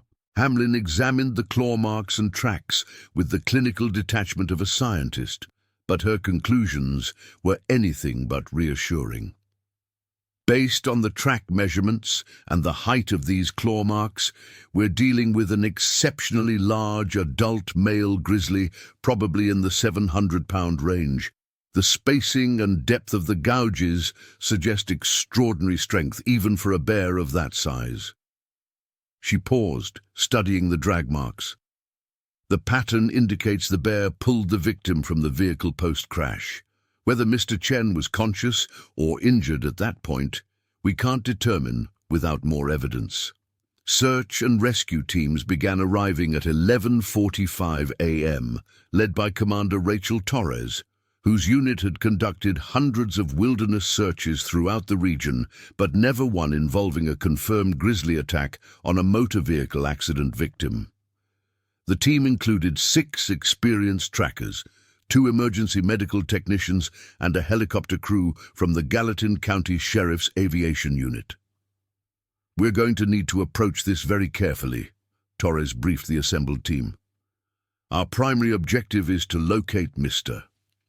Chen, but we cannot compromise the safety of search personnel. All team members will carry bear spray and remain in radio contact at all times.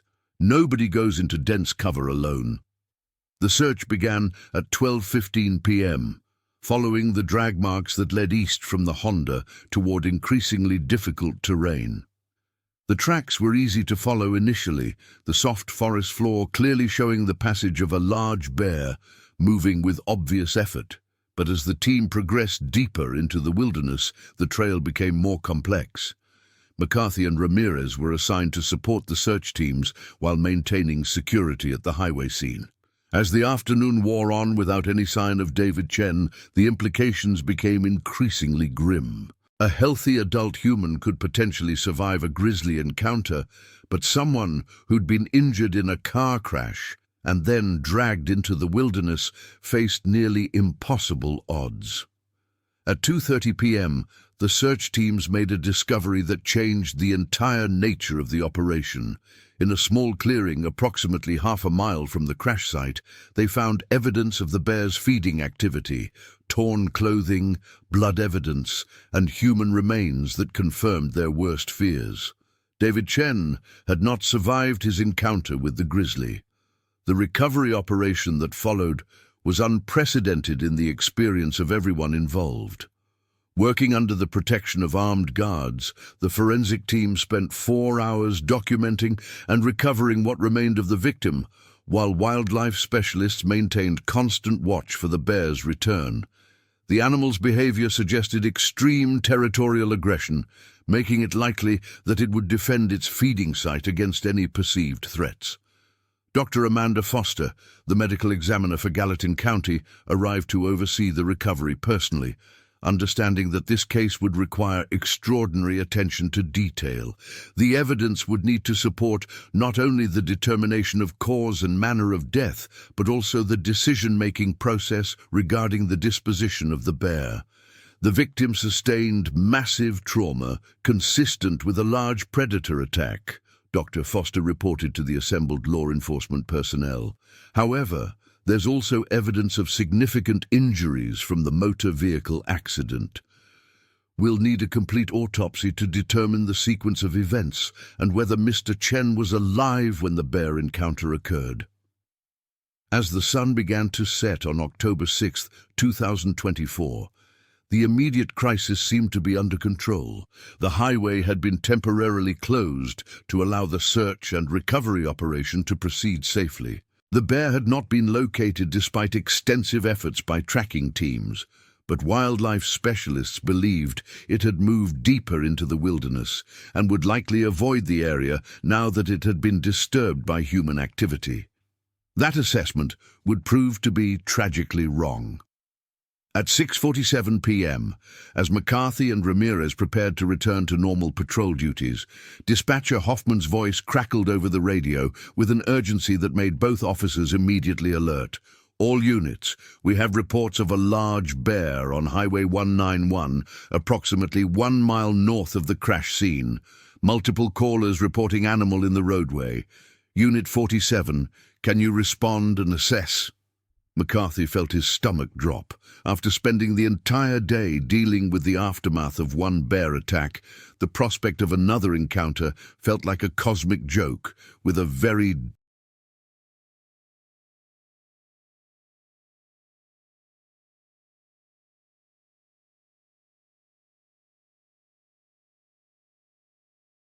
dark punchline, but they were the closest unit, and their duty was clear.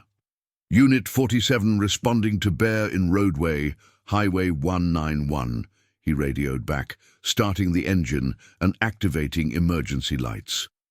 Beside him, Ramirez checked his weapon and bear spray, knowing that their standard equipment was woefully inadequate for dealing with a 700-pound predator, but feeling better for having verified their readiness. The drive north took less than 3 minutes, but it felt like hours. Both officers scanned the roadway ahead, looking for any sign of the animal that had already claimed one life that day. The area was familiar territory after their morning patrol, but everything felt different now, charged with menace and possibility. They found the bear at mile marker 11, standing in the center of the southbound lane of Highway 191, like it owned the road. It was massive beyond anything either officer had ever seen in the wild, its distinctive light-colored coat catching the last rays of sunlight as it turned to face their approaching vehicle. Even at a distance of 200 yards, its presence was overwhelming. McCarthy stopped the patrol car and reached for the radio, but before he could transmit, the bear did something that would haunt him for the rest of his life. It began walking directly toward them with the confident gait of an apex predator that had never learned to fear anything. Unit 47 to dispatch, we have visual contact with the bear. Large grizzly appears to be approaching our vehicle. Requesting immediate backup and fish wildlife response. Copy, Unit 47. All available units responding. Fish wildlife en route from previous location. ETA 15 minutes for nearest backup. 15 minutes. As McCarthy watched the bear continue its approach, covering ground with deceptive speed, despite its seemingly casual pace, 15 minutes felt like an eternity. The animal was now less than 100 yards away and showing no sign of diverting from its course. Maybe we should back up, Ramirez suggested, his voice tight with controlled tension. Moving might trigger a chase response, McCarthy replied, though he was increasingly unsure of that assessment. Everything about this bear's behavior was outside the parameters of normal grizzly conduct. Let's see if it changes direction. It didn't. At 50 yards, they could see the individual muscle groups moving beneath the bear's coat as it walked. Its head was held high, ears forward, in an attitude of confident assessment rather than the defensive posture they might have expected. Most unnervingly, it maintained steady eye contact with their vehicle, as if evaluating their worthiness as opponents.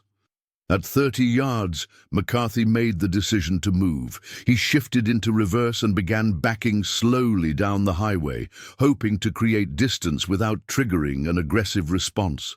For a moment, it seemed to work. The bear stopped and watched them retreat, its massive head tilting slightly, as if considering this new development. Then it charged. A charging grizzly bear can reach speeds of up to 35 miles per hour in short bursts, covering ground with terrifying efficiency. From 30 yards away, the bear reached their vehicle in less than 4 seconds, moving with a fluid power that turned the laws of physics into suggestions. The impact, when it came, was unlike anything either officer could have imagined. The bear struck the front of the patrol car with enough force to bring the vehicle to an immediate stop, deploying both airbags and sending spiderweb cracks across the windshield. But rather than retreating from the collision, the animal began a systematic attack on the vehicle itself. Standing on its hind legs, the grizzly reached a height of nearly 9 feet, bringing it level with the roof of the patrol car. Its massive paws, armed with claws longer than railroad spikes, began methodically destroying everything within reach. The hood crumpled under repeated impacts, the windshield shattered completely, and the roof began to buckle under the animal's weight. "Jesus! Jesus! Jesus!" Ramirez shouted, fumbling for his weapon as the bear's claws raked across his side window, leaving deep gouges in the supposedly shatter-resistant glass. McCarthy keyed the radio with shaking hands, trying to transmit their dire situation while the world exploded around them. Unit 47! Unit 47!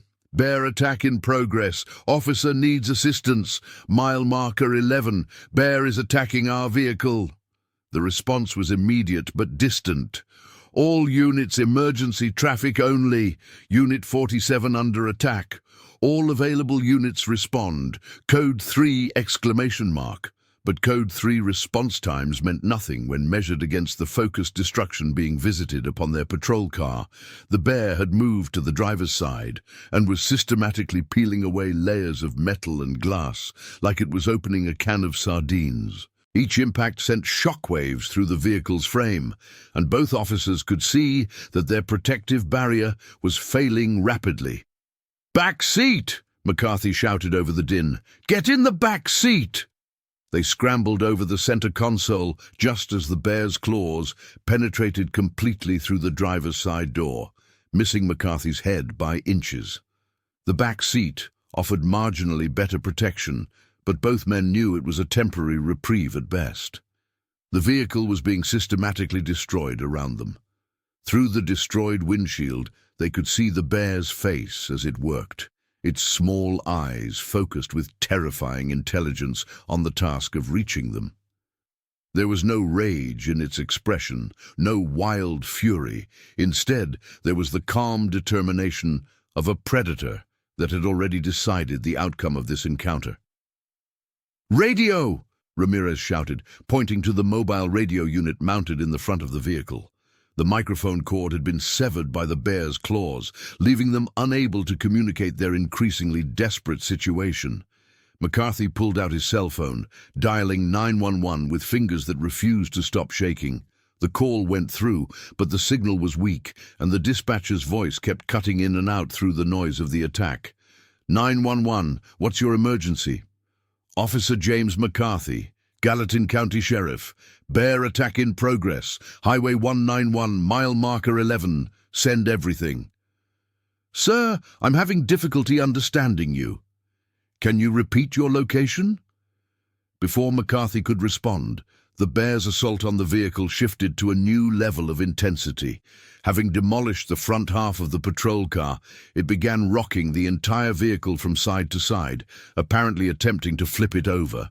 Each motion lifted the car off the ground on one side, sending both officers sliding across the back seat. The physics of the situation were simple and terrifying. A 700-pound grizzly bear possessed more than enough strength to overturn a standard police cruiser, especially one that had already been structurally compromised by sustained attack.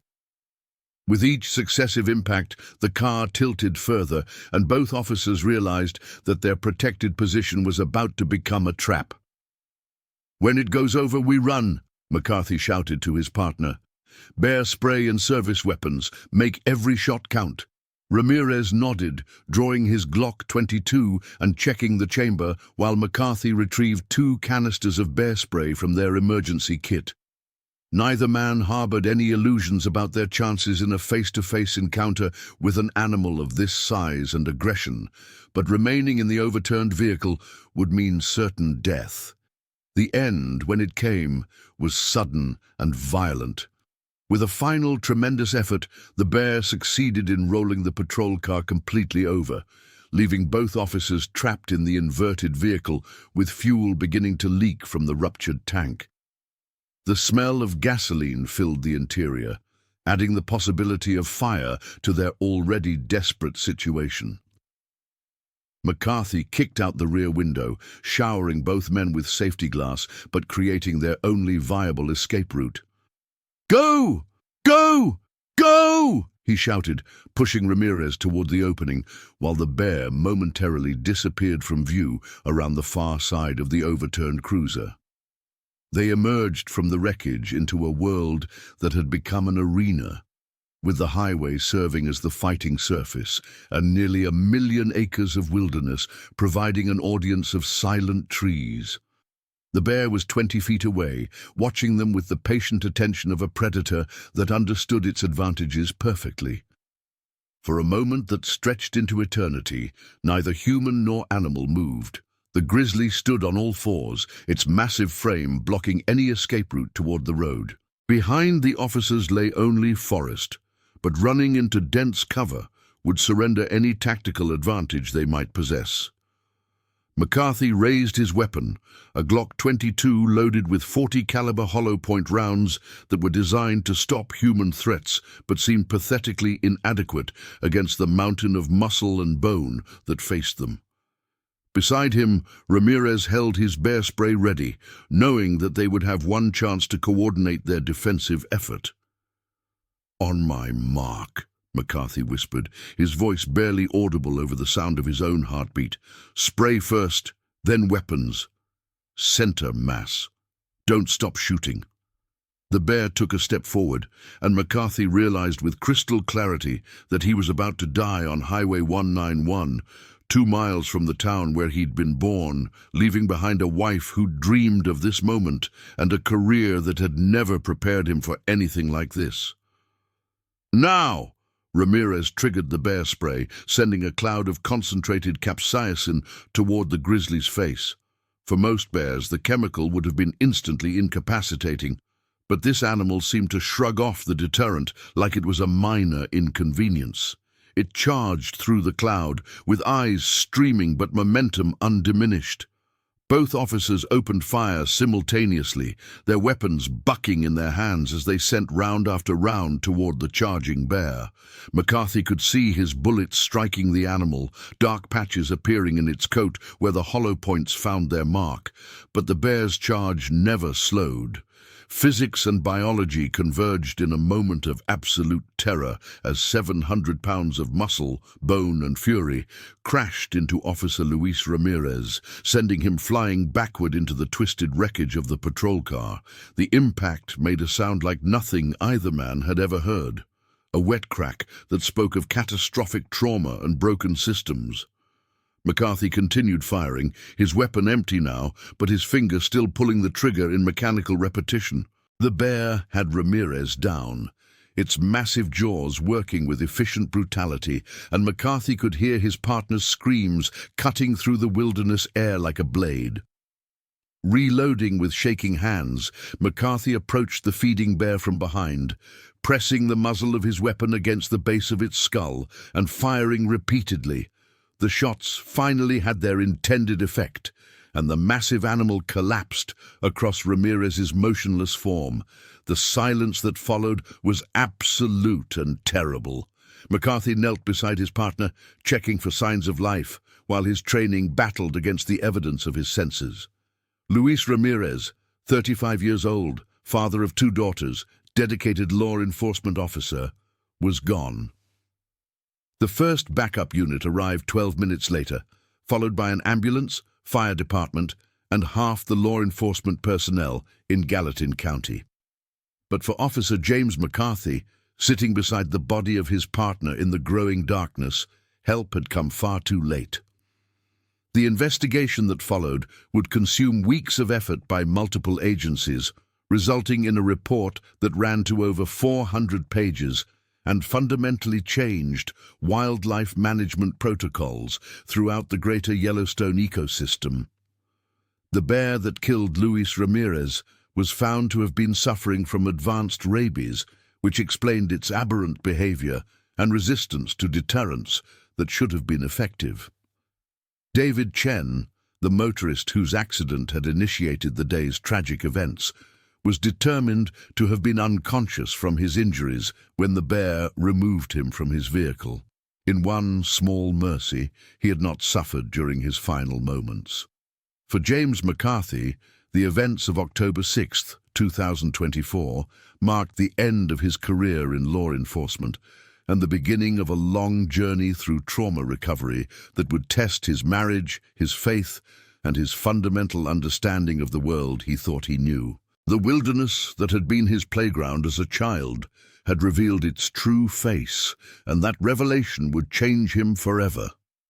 The stretch of Highway 191 where the attacks occurred was eventually equipped with electronic wildlife detection systems and enhanced fencing, but local residents knew that the real barrier had been psychological. The unspoken agreement between human and wild had been broken, and trust, once lost, could never be fully restored. In the months that followed, as investigators tried to piece together the chain of events that had led to such unprecedented violence, one fact remained clear: the wilderness was not a park, and its inhabitants followed laws far older and more absolute than anything humans had written. On October 6, 2024, those ancient laws had been enforced with terrible finality, and the mountains would remember long after the humans had forgotten. The grizzly bear that killed Officer Luis Ramirez was the largest ever recorded in the greater Yellowstone ecosystem, weighing 847 pounds and measuring 9 feet, 4 inches from nose to tail. Its brain tissue, examined by veterinary pathologists at Montana State University, showed extensive damage from rabies virus, explaining the behavioral abnormalities that had made it so dangerous. The case files remain in the archives of the Gallatin County Sheriff's Department, a reminder that even in the 21st century, humans remain guests in a world where they are not always welcome. Highway 191 still cuts through the heart of grizzly country, and travelers still stop to take pictures of the magnificent wilderness that surrounds them. But those who know the story of October 6, 2024, carry with them the knowledge that beauty and terror often share the same address, and that the distance between life and death can be measured in heartbeats rather than miles. The next stories: the Lincoln Mountain Incident. The wind through the ponderosa pines carried a sound that Harold Collins had never heard in his 77 years on this earth, a low rumbling that seemed to emerge from the very bones of the Montana wilderness itself. He stood on the wraparound porch of the cabin he and his wife Betty had built with their own hands 43 years ago, watching the February snow begin to fall in thick, wet flakes that would soon transform the familiar landscape of Lincoln into something altogether more treacherous. The thermometer mounted beside the front door read 18 degrees Fahrenheit, and dropping fast as the storm system that weather forecasters had been tracking for 3 days finally arrived in the Blackfoot Valley. Betty Collins, 75 years old, and as sharp as the day Harold had met her in the summer of 1968 at a church social in Missoula, emerged from the kitchen wiping her hands on a dish towel that had seen better decades. Her silver hair was pulled back in the same practical bun she had worn for the past 30 years. and her blue eyes held the same mixture of determination and warmth that had first caught Harold's attention all those years ago when she had been Betty Morrison, a young teacher fresh out of the University of Montana with dreams of making a difference in the world. She had succeeded in that dream, Harold often reflected, though not in the way either of them had expected when they were young and thought they understood how life would unfold before them. "Storm's moving in faster than Tom predicted," Harold said without turning around, his weathered hands gripping the porch railing that he had sanded and restained just the previous autumn. Tom Brennan was the local meteorologist at KRTV in Great Falls, and Harold had been watching his forecasts religiously for the better part of 2 decades. Tom had called for the storm to hit sometime after midnight, but the heavy clouds that now blanketed the sky told a different story. "Looks like we might be in for a rough one." Betty moved to stand beside her husband, her own hands finding the railing as she surveyed the darkening forest that surrounded their property on 3 sides. The 4th side opened onto a meadow that in summer was filled with wildflowers and the occasional deer or elk, but now lay buried beneath 2 feet of snow that had fallen over the past week. Their nearest neighbors, Frank and Margaret Chen, lived a full mile down the mountain road, and beyond that it was another 3 miles to the main highway that connected Lincoln to the outside world. In good weather, the isolation was exactly what they had sought when they decided to build their retirement home in this remote corner of the Montana wilderness. In weather like this, isolation could become something else entirely. "I checked the radio again," Betty said, her breath visible in small puffs of vapor as she spoke, still getting good reception from Helena. "The emergency band is clear too." She paused, watching a raven pick its way across the snow-covered roof of their storage shed. "Though I suppose if something really went wrong out here, a radio wouldn't do us much good anyway." Harold nodded slowly, his mind already running through the preparations they had made for winter storms like this one. The generator in the shed was fueled and ready. They had enough firewood split and stacked to last through a week of power outages, and the pantry was stocked with enough canned goods and preserved foods to feed them for a month if necessary. They had lived through dozens of storms in this cabin, some of them far worse than what the Weather Service was predicting for tonight, and they had learned long ago that preparation and patience were the keys to surviving anything the Montana wilderness could throw at them. But as Harold watched the snow begin to fall harder, obscuring the familiar landmarks of their property in a white veil that seemed to thicken by the minute, he felt something stirring in his chest that he had not experienced in years. It was not fear exactly, because Harold Collins had faced down everything from angry bulls to house fires to the slow, grinding terror of Betty's cancer diagnosis 12 years ago, and he had learned that fear was usually just another word for being unprepared. This was something different, something deeper and more primal, a sense that the natural order of things was somehow shifting around them in ways that he could not yet see or understand. The feeling had started 3 days ago, when he had been splitting wood behind the shed and had noticed tracks in the snow that he could not immediately identify. They were large, much larger than anything that should have been moving around their property in the dead of winter, and they led from the tree line down toward the cabin, before disappearing into a section of forest where the snow had been blown clear by the wind.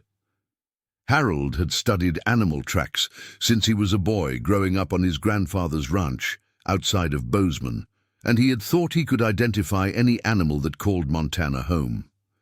These tracks had been different, though, deeper and more widely spaced than anything he had seen before, with what looked like claw marks extending well beyond where the pads of the feet had pressed into the snow.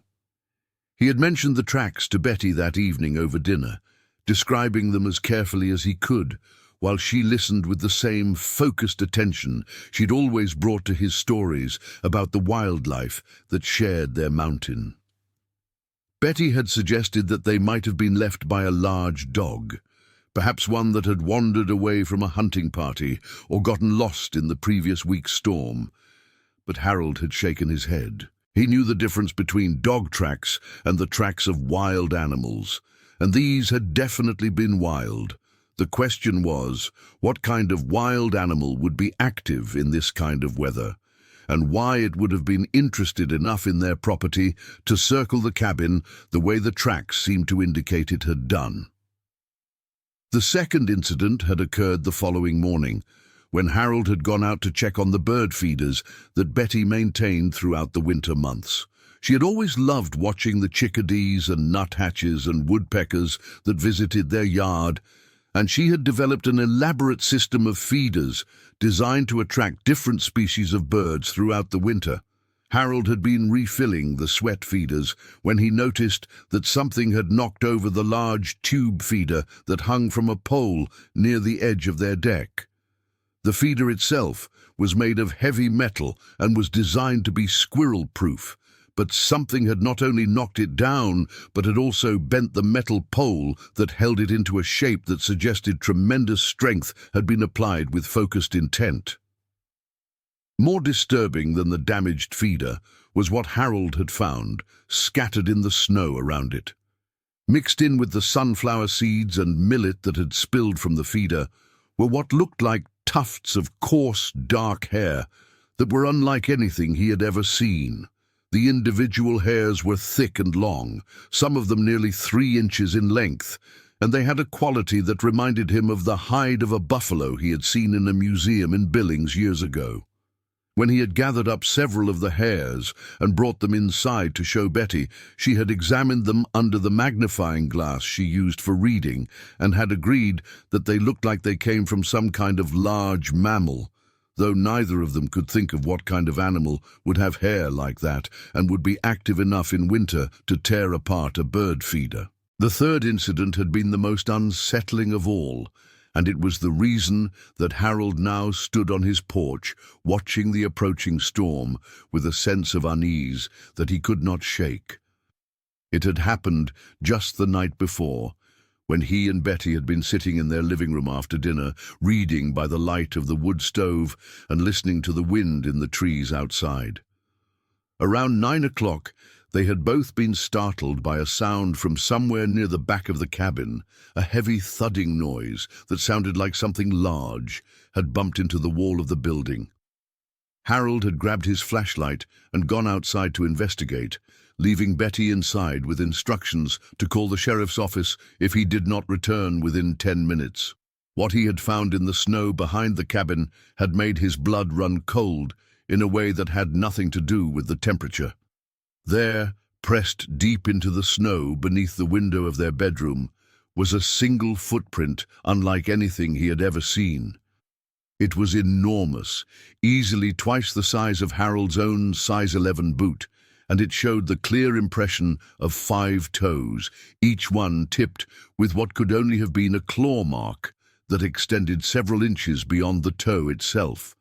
The depth of the print suggested that whatever had made it weighed several 100 pounds, and the fact that there was only one print visible meant that whatever had left it had either been moving very carefully or had the ability to step precisely where it wanted to without leaving additional tracks. But it was not just the size and shape of the print that had disturbed Harold so deeply. It was the location. The print was directly beneath their bedroom window, and it was oriented in such a way that whatever had made it had been standing there facing the cabin, as if it had been looking in at them while they slept. The thought that some large, unknown animal had been watching them through their window filled Harold with a sense of violation that was unlike anything he had experienced in his long life, and he had spent most of the previous day trying to convince himself that there was some innocent explanation for what he had found. Now, as he watched the storm clouds gathering overhead and felt the first real bite of the wind that would soon bring blizzard conditions to their remote corner of the Montana wilderness, Harold found himself wondering if they should have left for town when they had the chance. He and Betty had discussed the possibility that morning when the Weather Service had upgraded their winter storm warning to include the possibility of whiteout conditions and wind gusts up to 60 miles per hour. They could have thrown some clothes into the truck and driven down to their daughter Patricia's house in Helena, where they could have waited out the storm in comfort and warmth while watching it all unfold on the evening news. But Harold Collins had not survived 77 Montana winters by running away from bad weather, and the thought of abandoning their home to whatever was lurking in the woods around their property felt like a betrayal of everything he had worked to build over the course of his lifetime. This cabin represented more than just a place to live. It was the physical manifestation of the dream that he and Betty had shared since the early days of their marriage, when they had been young and poor and full of plans for the life they would build together. Once Harold's construction business became successful enough to allow them to retire to the mountains they both loved. Harold had built every board and beam of this cabin with his own hands, working weekends and evenings for nearly 3 years, while he and Betty lived in a rented house in town and saved every penny they could spare toward the day when they could finally move to their mountain sanctuary. He had cut the logs on their own property, milled them at a sawmill outside of Augusta, and hauled them up the mountain road, one truckload at a time during the brief Montana construction season that lasted from late May until the first heavy snows of October. The foundation had been poured during one impossibly hot week in July, when the temperature had climbed above 90 degrees for 7 straight days, and Harold had worked from dawn until dusk in conditions that would have killed a younger man. Betty had been his partner in every aspect of the construction, from the initial planning stages when they had spent countless evenings poring over cabin plans and architectural magazines, to the final details like choosing the hardware for the kitchen cabinets and selecting the stones for the fireplace that now provided the only source of heat for their home.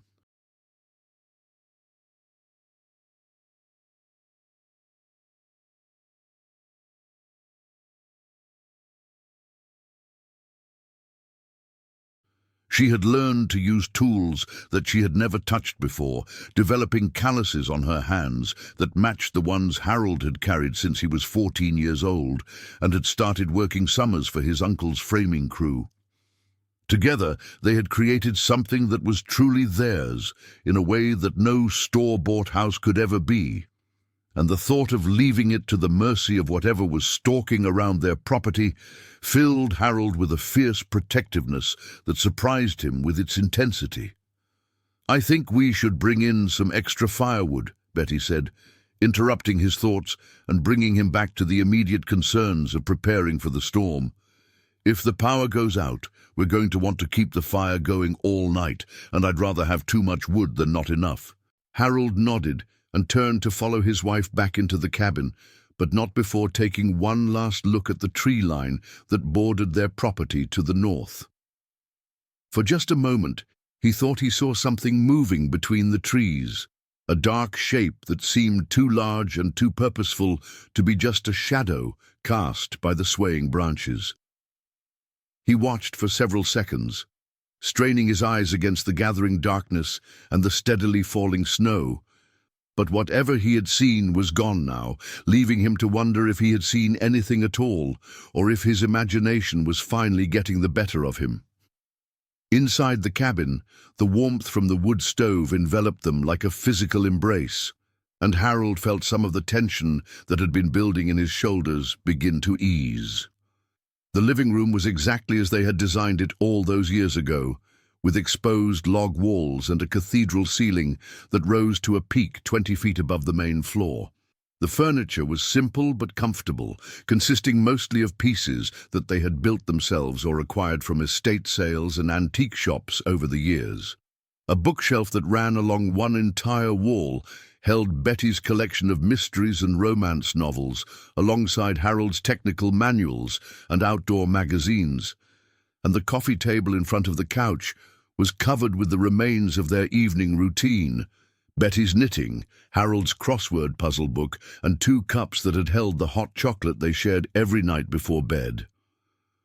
The kitchen occupied one corner of the main room, separated from the living area by a granite-topped island that Harold had built from salvaged barnwood and stones he had collected from the creek that ran through their property during the summer months.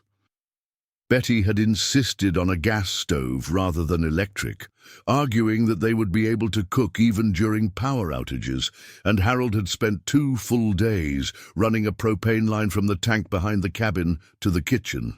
The refrigerator was older than either of them liked to admit, but it had been working faithfully for the 15 years since they had moved to the cabin, and Harold had a philosophy about not fixing things that were not actually broken.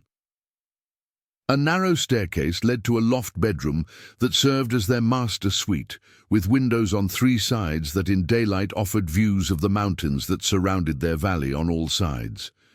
Harold had installed skylights in the sloped ceiling so that they could lie in bed at night and watch the stars, and on clear winter nights the view was spectacular enough to make him forget about the isolation and the cold and the 1,000 small inconveniences that came with living so far from civilization. Betty had hung curtains in the bedroom windows just the previous fall, complaining that she was getting tired of feeling like she was living in a fishbowl. But Harold suspected that her real motivation had been a growing sense that they were being watched by something or someone in the woods around their property. The bathroom was small but functional, with a clawfoot tub that Betty had insisted on and a shower that Harold had built into one corner using salvaged materials and a healthy dose of ingenuity. The water came from a well that Harold had drilled himself, and it was heated by a propane-powered system that had been working without problems for the better part of a decade.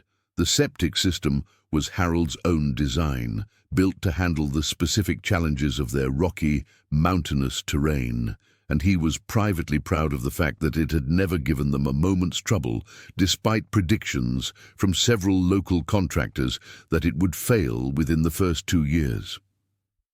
Harold's workshop occupied the basement of the cabin, accessible through a door in the kitchen that led to a set of wooden stairs he had built with extra-wide treads to accommodate Betty's arthritis. The workshop contained the accumulated tools of a lifetime spent building and fixing things, from the hand tools his grandfather had given him when he turned 16 to the power tools he had acquired over the years as his construction business had grown and prospered. A wood-burning stove in one corner provided heat for the workshop during the winter months, and Harold often spent his mornings down there working on small projects while Betty read or worked on her knitting upstairs. "I'll get the firewood," Harold said, pulling on the heavy winter coat that hung by the front door. "You check the flashlights and make sure the radio is working properly." Betty nodded and moved toward the kitchen where they kept their emergency supplies in a cabinet that Harold had built specifically for that purpose. She had been a teacher for 37 years before retiring, and she approached emergency preparedness with the same methodical thoroughness that she had once brought to lesson planning. Every flashlight was tested monthly, every battery was replaced on a schedule that she kept written on a calendar in the kitchen, and every piece of emergency equipment was cleaned and inspected regularly to ensure that it would work when needed. Harold stepped back out into the storm, which had intensified significantly in the few minutes they had been inside.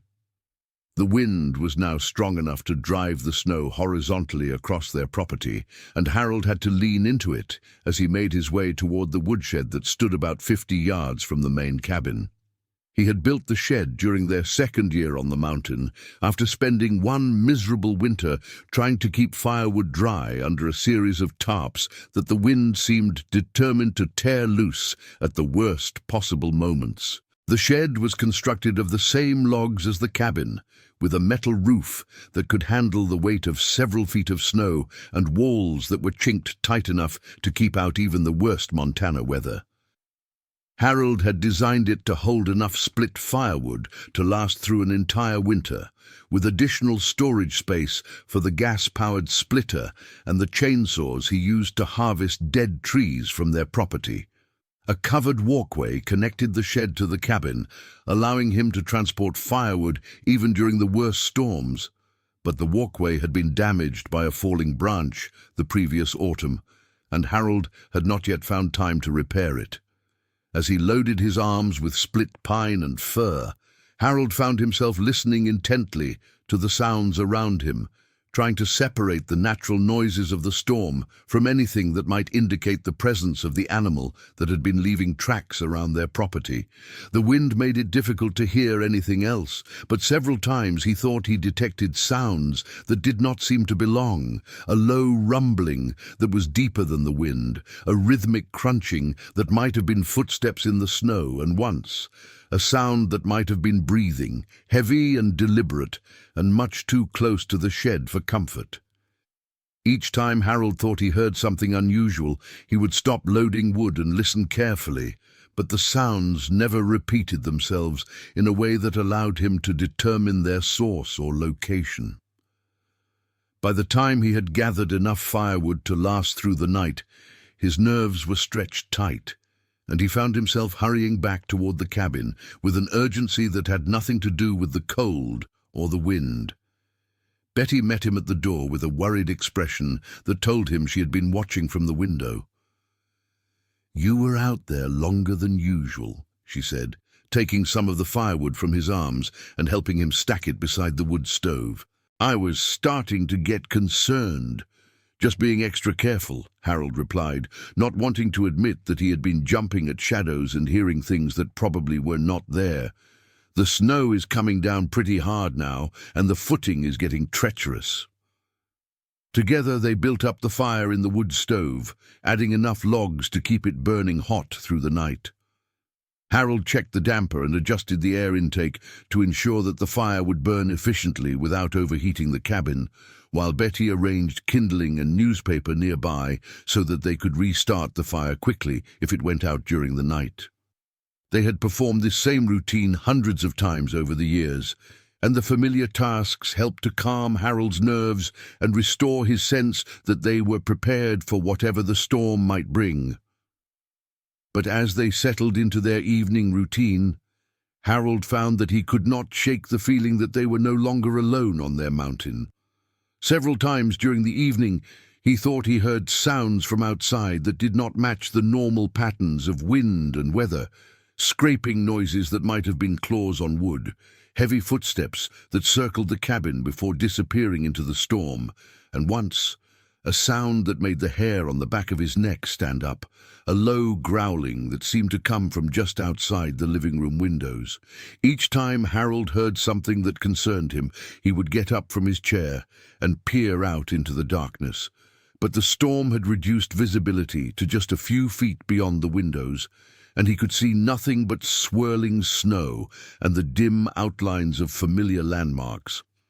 Betty noticed his restlessness, but did not comment on it directly, instead suggesting that they go to bed early so that they would be well rested if the storm knocked out their power during the night. As they prepared for bed, Harold made sure that all of the doors and windows were securely locked, a precaution that they had never bothered with during their early years in the cabin, but which had become routine since Harold had started finding the strange tracks around their property. He also checked the radio one last time, confirming that they were still receiving clear signals from the emergency services frequencies that would allow them to call for help if something went wrong during the night.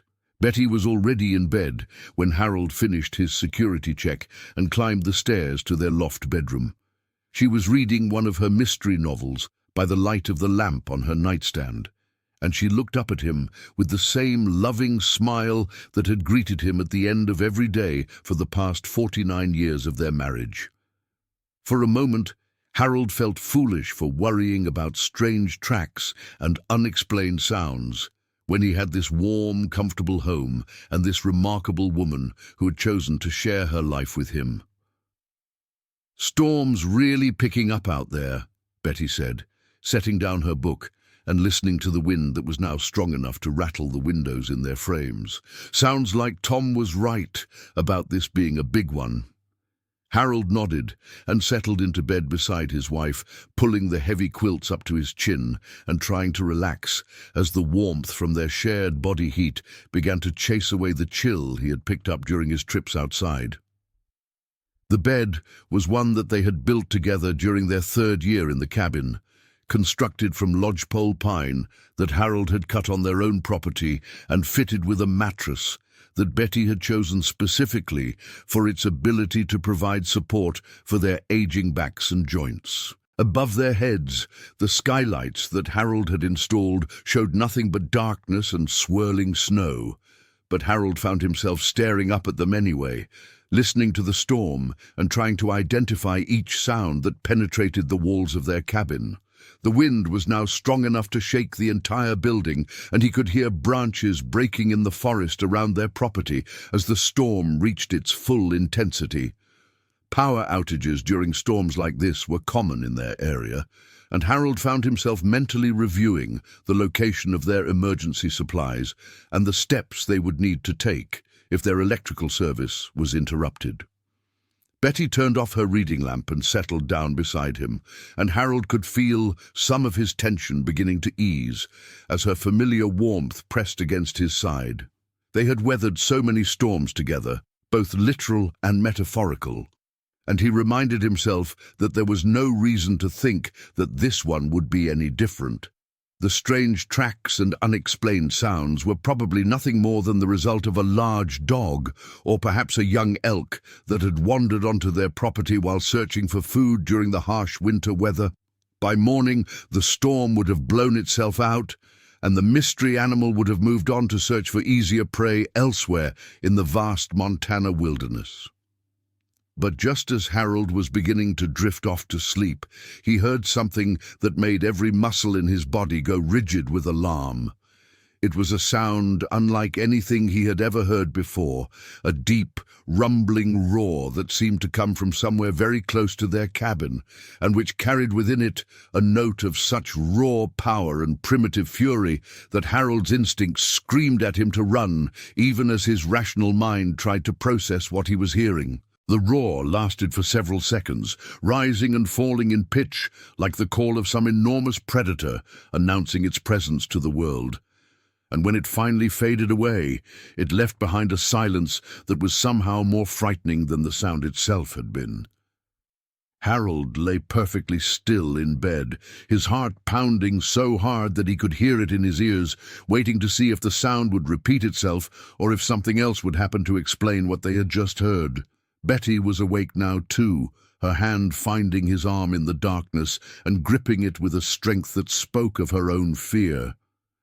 "What was that?" she whispered, her voice barely audible over the sound of the wind outside.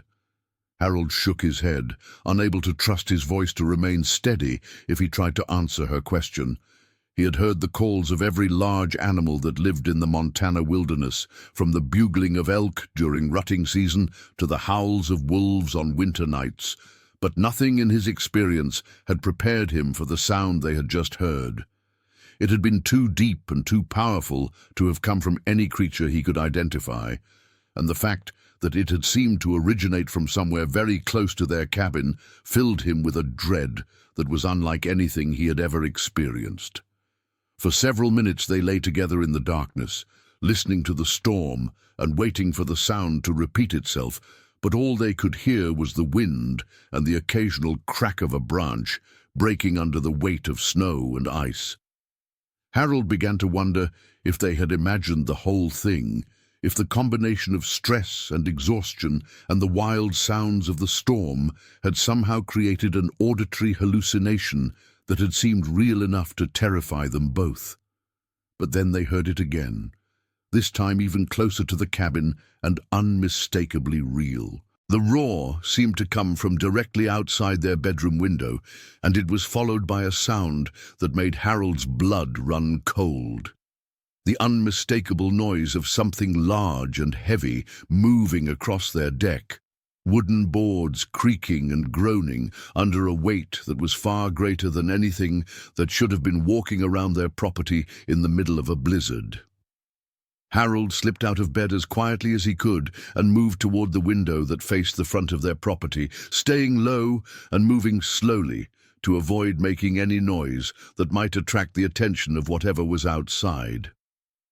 The bedroom windows were covered by the curtains that Betty had hung the previous fall, but Harold found a gap in the fabric that allowed him to peer out into the storm without exposing himself to whatever might be looking back at him. What he saw in the swirling snow and darkness outside their cabin would stay with him for the rest of his life, however long that might be. Standing on their deck, not more than 10 feet from where Harold crouched by the window, was a creature that seemed to have stepped out of his worst nightmares and into the reality of their peaceful mountain home. It was enormous, easily 8 feet tall and covered in thick dark fur that was matted with snow and ice. Its head was massive and bear-like, but larger than any bear Harold had ever seen or heard of, with small, intelligent eyes that seemed to glow with their own inner light as they scanned the front of the cabin with obvious purpose and intent. The creature's shoulders were broader than those of any animal Harold could identify, and its arms hung nearly to the ground, ending in hands that were equipped with claws that looked like they could tear through the log walls of the cabin as easily as Harold might tear through a piece of paper. It moved with a fluid grace that was at odds with its massive size, shifting its weight from foot to foot as it studied the cabin and apparently tried to determine the best way to gain entry to the building. Harold watched in horrified fascination as the creature approached the front door of their cabin, moving slowly and deliberately, as if it were trying not to make any noise that would alert the occupants to its presence. When it reached the door, it extended one massive hand and placed it against the wooden surface, pressing gently at first and then with increasing force as it tested the strength of the barrier that separated it from whatever it was seeking inside the cabin. The door held against the creature's initial probing, but Harold could see that the wooden frame was beginning to flex under the pressure being applied to it.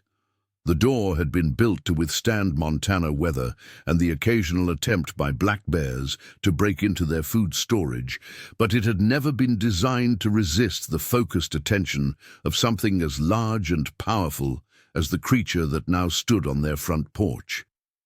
Harold backed away from the window, his mind racing as he tried to process what he was seeing and figure out what they should do to protect themselves. He had a hunting rifle in the gun safe downstairs, along with several boxes of ammunition. But the safe was located in his workshop, and there was no way to reach it without going outside, or at least exposing himself to the creature that was currently testing the strength of their front door. He also had a shotgun in the bedroom closet, but it was loaded with birdshot that would be effective against small game, but would probably only serve to anger something as large as what was currently stalking around their property. Betty had followed him to the window and was now peering out through the same gap in the curtains, her face pale with fear, but her expression determined in a way that reminded Harold of why he had fallen in love with her all those years ago. She was not the kind of woman who fell apart in a crisis, and he could see her mind working as she tried to understand what they were facing and what options they had for dealing with it. "We need to call for help," she whispered, her voice barely audible even in the silence of their bedroom. "The radio is downstairs, but if we can get to it—" Harold shook his head, knowing that help was at least an hour away, even in good weather, and that the storm would prevent any rescue vehicles from reaching their property until morning at the earliest. They were on their own, at least for the immediate future, and they would have to find a way to protect themselves using whatever resources they had available in their isolated mountain cabin. The sound of splintering wood from downstairs told them that the creature had grown tired of testing the strength of their front door and had decided to take more direct action. Harold could hear the wooden frame beginning to give way under the enormous pressure being applied to it, and he knew that they had only minutes before their primary barrier would fail completely and leave them defenselessly exposed to whatever was hunting them in the storm. Moving as quickly and quietly as he could, Harold began gathering the few items that might serve as weapons in the desperate fight that now seemed inevitable. The shotgun from the closet was loaded with shells that would be better than nothing, even if they were not ideal for stopping something as large as what was breaking into their cabin. Betty grabbed the heavy flashlight from her nightstand, along with the portable radio that they kept in the bedroom for emergencies, though Harold doubted that anyone would be able to reach them before their current crisis resolved itself one way or another. The sound of the front door, finally giving way, echoed through the cabin like a gunshot, followed immediately by the heavy footsteps of something very large entering their home. Harold could hear the creature moving around downstairs, apparently searching for the source of the human sense that had drawn it to their cabin in the first place. Furniture scraped across the floor as the creature investigated their living room, and Harold could hear the sound of books and magazines being scattered as their carefully organized bookshelf was apparently knocked over in the search. Harold positioned himself at the top of the stairs with the shotgun ready, hoping that the creature would lose interest in their cabin and leave without discovering their hiding place in the loft bedroom. But even as he entertained that hope, he could hear the footsteps moving closer to the staircase, and he knew that it was only a matter of time before their unwelcome visitor decided to investigate the upper level of their home. Betty had managed to get the radio working and was attempting to contact the emergency services dispatcher in Helena, but the storm was interfering with the signal and she was having trouble establishing a clear connection. Harold could hear fragments of her transmission being acknowledged by the dispatcher, but the static and interference made it impossible to tell whether their location and situation were being clearly understood by the people who might be able to send help. The footsteps stopped at the bottom of the stairs, and Harold could hear what sounded like heavy breathing as the creature apparently detected their scent and realized that the objects of its hunt were hiding somewhere above it. For several long seconds, nothing happened, and Harold began to hope that perhaps the creature would decide that pursuing them up the narrow staircase was not worth the effort. Then the first stair creaked under an enormous weight, and Harold knew that their time for hoping and hiding had come to an end. The creature was climbing toward them, moving slowly and carefully up the wooden steps that Harold had built to support the weight of human beings, but which were now being tested by something far heavier and more dangerous than anything he had ever imagined would set foot in his home. Harold raised the shotgun and aimed it down the stairwell, his finger on the trigger, and his heart pounding so hard that he was afraid the creature would be able to hear it and locate him by the sound alone. Beside him, Betty continued her desperate attempts to establish radio contact with the outside world, her voice growing more urgent as she tried to convey the nature of their emergency to dispatchers who seemed unable to understand the full scope of what was happening in their remote mountain cabin. The second stair creaked, then the third, and Harold could see the top of the creature's massive head beginning to appear in the opening at the top of the stairwell. Its eyes found his immediately, glowing with an intelligence that was far more terrifying than simple animal hunger would have been, and Harold realized that he was not facing a mindless predator, but something that was capable of planning and reasoning, and perhaps even understanding the fear that it was causing in its prey. Harold pulled the trigger, and the shotgun roared in the confined space of their bedroom, filling the air with smoke and the acrid smell of gunpowder. The bird's shot struck the creature in the face and shoulders, and Harold could see small spots of blood appear in its thick fur, but the wounds seemed to have no more effect than bee stings would have had on a creature of such enormous size and apparent toughness. The creature roared in response to the shotgun blast, a sound that was even more terrifying when heard at close range than it had been when filtered through the walls of their cabin. The sound seemed to shake the entire building, and Harold could feel it in his bones as the creature's fury was unleashed in response to the pain he had inflicted with his desperate attack. Instead of retreating, the creature surged up the remaining stairs with a speed that was shocking in something so large, its massive form filling the opening at the top of the stairwell and blocking any possible escape route that Harold and Betty might have used to flee their bedroom. Harold tried to pump another shell into the shotgun's chamber, but the creature was moving too fast and was upon him before he could complete the action. The creature's hand struck Harold in the chest with enough force to lift him off his feet and send him flying backward across the bedroom, where he struck the far wall with an impact that drove all the air from his lungs and left him gasping on the floor beside their bed. The shotgun flew from his hands and clattered across the wooden floor, coming to rest against the base of Betty's dresser, where it was far beyond his reach.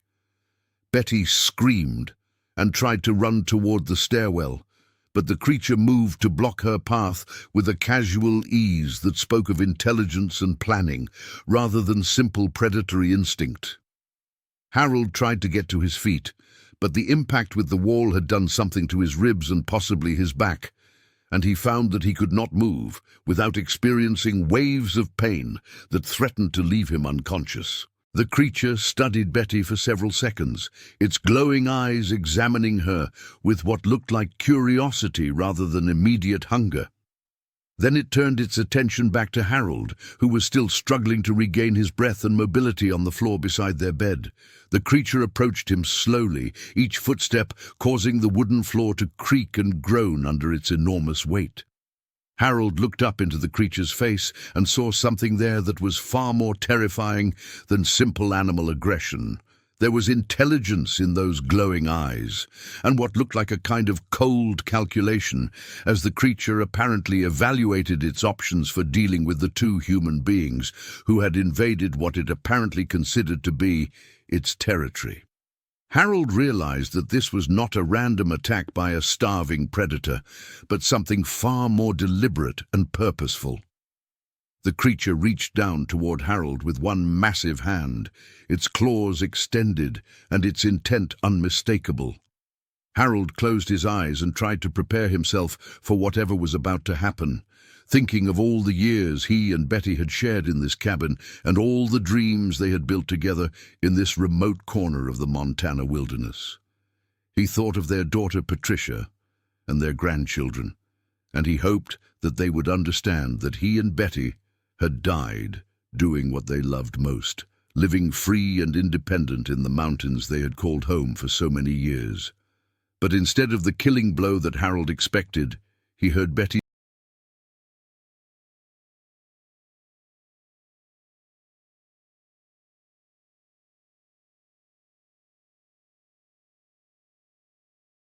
voice calling out in a tone that was unlike anything he had ever heard from her before. She was not screaming or pleading, but speaking in a calm, steady voice that seemed to have some kind of effect on the creature that was looming over Harold's prostrate form. "Please," Betty said, her voice carrying clearly through the storm that was still raging outside their broken cabin. "Please don't hurt him.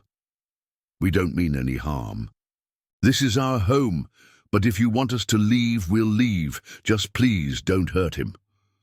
The creature turned toward Betty, and Harold could see its expression change in subtle ways that suggested it was not only hearing her words, but actually understanding them.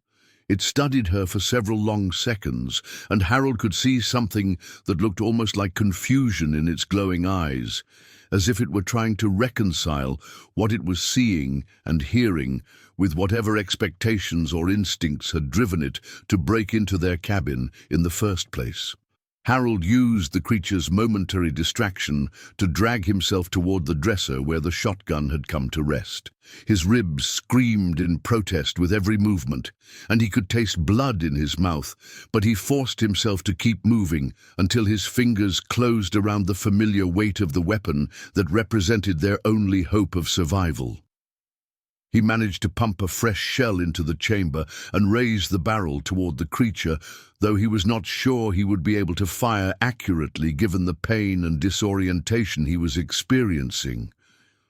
The creature sensed Harold's movement and turned back toward him, its expression shifting from confusion to what looked like disappointment, as if it had been hoping that the humans would prove to be different from what it had apparently expected them to be.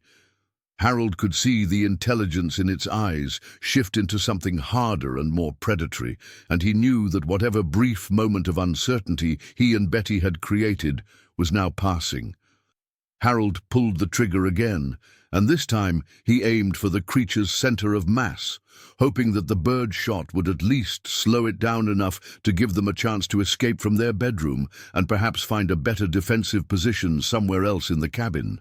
The shotgun roared, and Harold could see the shot strike the creature in the chest and shoulder, but once again, the wound seemed to have little effect beyond making the creature angrier and more determined to finish what it had started.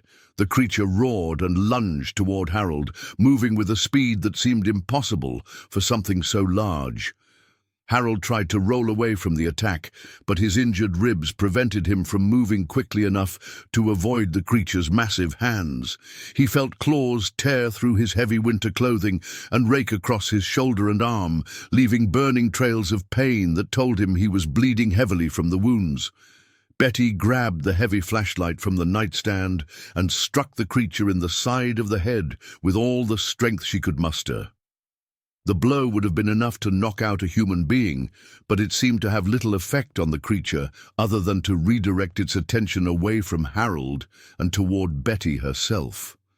Harold could see the creature's eyes focus on his wife with what looked like a mixture of respect and renewed interest, as if it were impressed by her courage and determination, even as it prepared to eliminate the threat she represented. Harold tried to pump another shell into the shotgun, but his hands were shaking from pain and blood loss, and he fumbled with the action.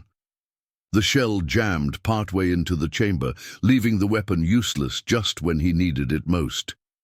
He dropped the shotgun and tried to reach the portable radio that Betty had dropped when she moved to attack the creature, hoping that he might be able to complete the emergency call that she had started and at least ensure that someone would know what had happened to them. The creature moved toward Betty with deliberate slowness, apparently in no hurry now that it had disabled Harold and confirmed that the humans had no effective weapons with which to defend themselves. Betty backed toward the window, the flashlight still in her hands, but her options for escape clearly limited by the creature's size and the layout of their bedroom. Harold managed to reach the radio and tried to establish contact with the emergency dispatcher, but the storm was still interfering with the signal, and he could not tell whether his transmission was being received. He gave their location and described their situation as clearly as he could, though he realized that even if help was dispatched immediately, it would arrive far too late to make any difference in the outcome of their current crisis. The creature reached Betty and gently took the flashlight from her hands, examining the device with what looked like curiosity before setting it aside on her dresser. Betty did not try to run or fight, perhaps realizing that resistance was futile, or perhaps hoping that her earlier success in communicating with the creature might allow her to find some way to reach whatever intelligence lay behind those glowing eyes. "What do you want?" Betty asked, her voice steady despite the terror that Harold could see in her face. "Why are you doing this? What did we do to make you angry?" The creature studied her question with apparent seriousness, tilting its massive head to one side as if it were considering how to respond. When it spoke, its voice was unlike anything Harold had ever heard, deep and resonant, but clearly formed into words that both humans could understand. "You build where you do not belong," the creature said, its words coming slowly as if it were translating from some other language or way of thinking. "You change what should not be changed. You forget what you should remember." Harold felt his blood turn to ice as he realized that they were not dealing with a simple animal, but with something that possessed intelligence and language, and apparently some kind of agenda that involved the humans who had chosen to make their homes in these remote mountains. The creature's words suggested that their presence in this location was somehow offensive or threatening to it, though Harold could not understand why their small cabin would be seen as a significant intrusion into the vast wilderness that surrounded them on all sides. "We didn't know," Betty said, her voice carrying a note of desperate sincerity. "We didn't know that this was your place. We can leave. We can pack up our things and go away and never come back. Just please don't hurt us." The creature considered her offer for several seconds, and Harold could see something that looked like genuine regret in its expression. "Too late," it said finally. "The damage is done. The balance is broken. You cannot unlearn what you have learned, and you cannot unsee what you have seen." Harold realized that the creature was referring to their knowledge of its existence, and that it apparently believed that their awareness of its presence in these mountains posed some kind of threat to its continued survival or concealment. The logic was terrifying in its implications because it suggested that the creature had no choice but to eliminate them regardless of their willingness to leave or their promises to keep its existence secret. Betty must have reached the same conclusion because Harold could see her shoulders slump as the full hopelessness of their situation became clear to her. "Will you make it quick?" she asked, her voice barely above a whisper. "Will you make it quick and painless?" The creature's expression softened slightly, and Harold could see something that looked almost like compassion in its glowing eyes. "I will try," it said, its deep voice carrying a note of what sounded like genuine sadness. "You are not evil, only misplaced. You do not deserve to suffer for the choices of your kind." Harold tried to speak, to protest or plead or offer some alternative that might save Betty's life, even if his own was forfeit. But his injuries had left him too weak to do more than whisper. The creature heard him anyway and turned its attention back to him, studying his broken form with what looked like professional interest. "You fought well," the creature said, and Harold could hear what sounded like respect in its voice. "You protected your mate, as a worthy male should. In another time, in another place, we might have been allies." The creature reached toward Harold with one massive hand, and Harold could see that its claws had been extended to their full length. Harold closed his eyes and tried to think of something peaceful and beautiful, settling on a memory of Betty on their wedding day, young and radiant, and full of dreams for the future they would build together. But before the creature could complete its intended action, the sound of helicopters echoed through the storm outside, growing rapidly louder as they approached the cabin.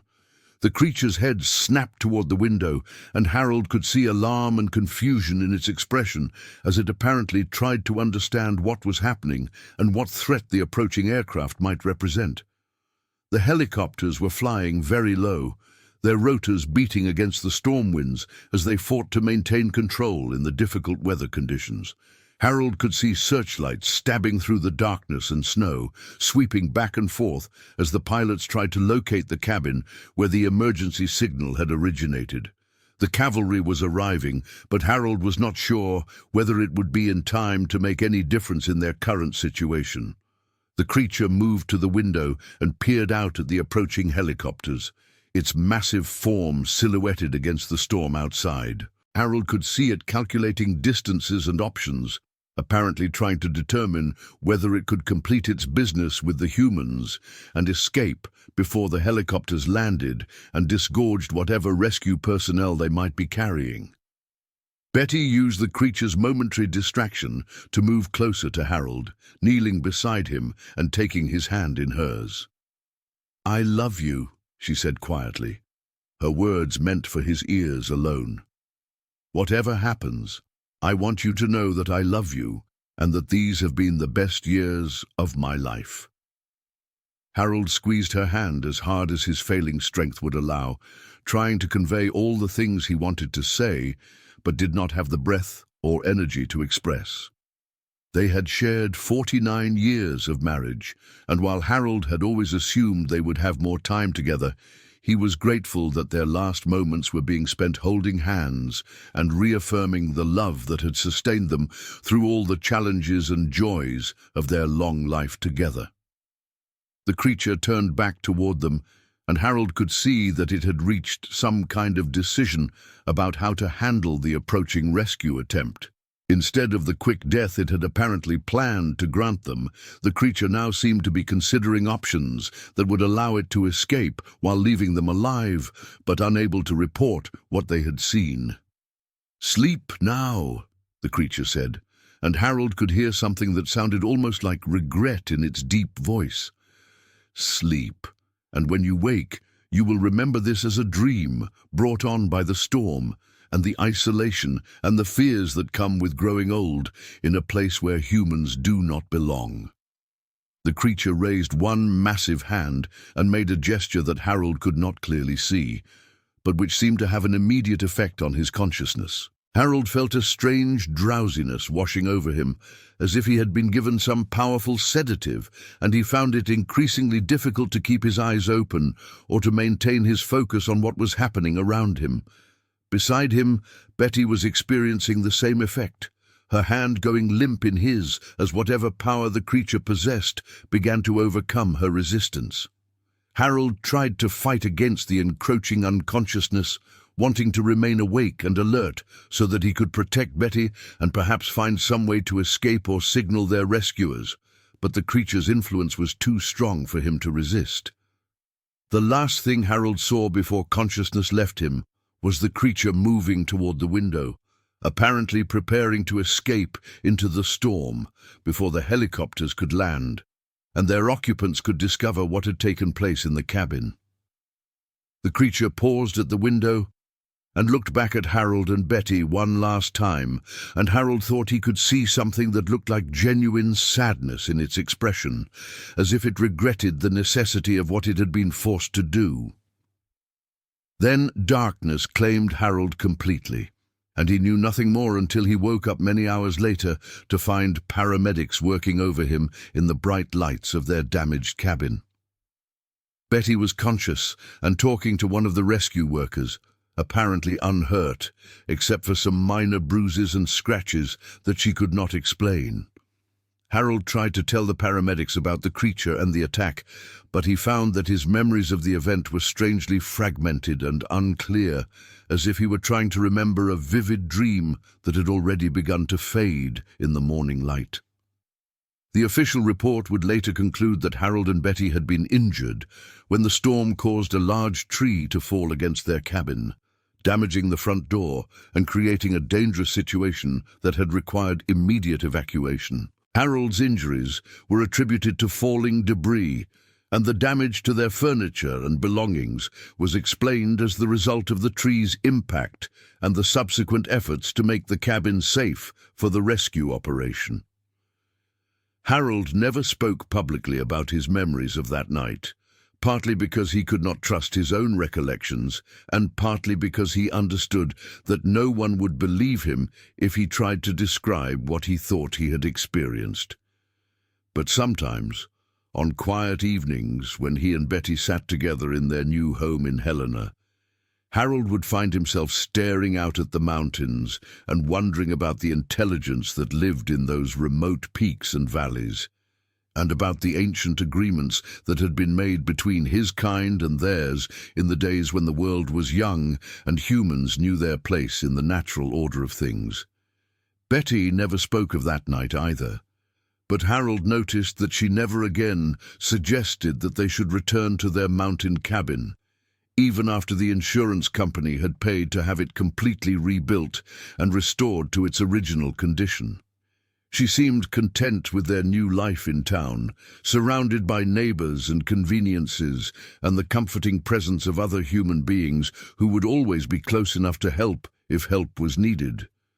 But sometimes Harold would catch her staring out their bedroom window at the mountains that rose like ancient guardians along the horizon, and he would see something in her expression that suggested she too remembered more about that storm-swept night than either of them was willing to admit, And in those moments, Harold would take her hand in his and hold it tightly, grateful that they had been allowed to survive their encounter with something that was older and wilder and more powerful than anything the modern world was prepared to acknowledge or understand. The mountains kept their secrets, as they always had, and Harold and Betty kept theirs as well, living out the remainder of their days with the knowledge that they had glimpsed something that few humans were ever permitted to see and survive. And if their dreams were sometimes haunted by glowing eyes and deep voices speaking words that challenged everything they thought they knew about their place in the world, they never spoke of those dreams to anyone else, understanding that some experiences were too profound and too dangerous to be shared with those who had not lived through them themselves. Years later, when Harold was alone after Betty's passing and spending his final days in a care facility in Helena, he would sometimes tell the younger staff members stories about his years in the mountains, tales of wildlife encounters and winter storms and the challenges of living far from civilization. But he never told them about the night when something ancient and intelligent had broken into their cabin and reminded them that there were still places in the world where humans were not welcome and where the old rules still applied to those who were wise enough to remember them and brave enough to accept the consequences of forgetting their place in the greater scheme of things.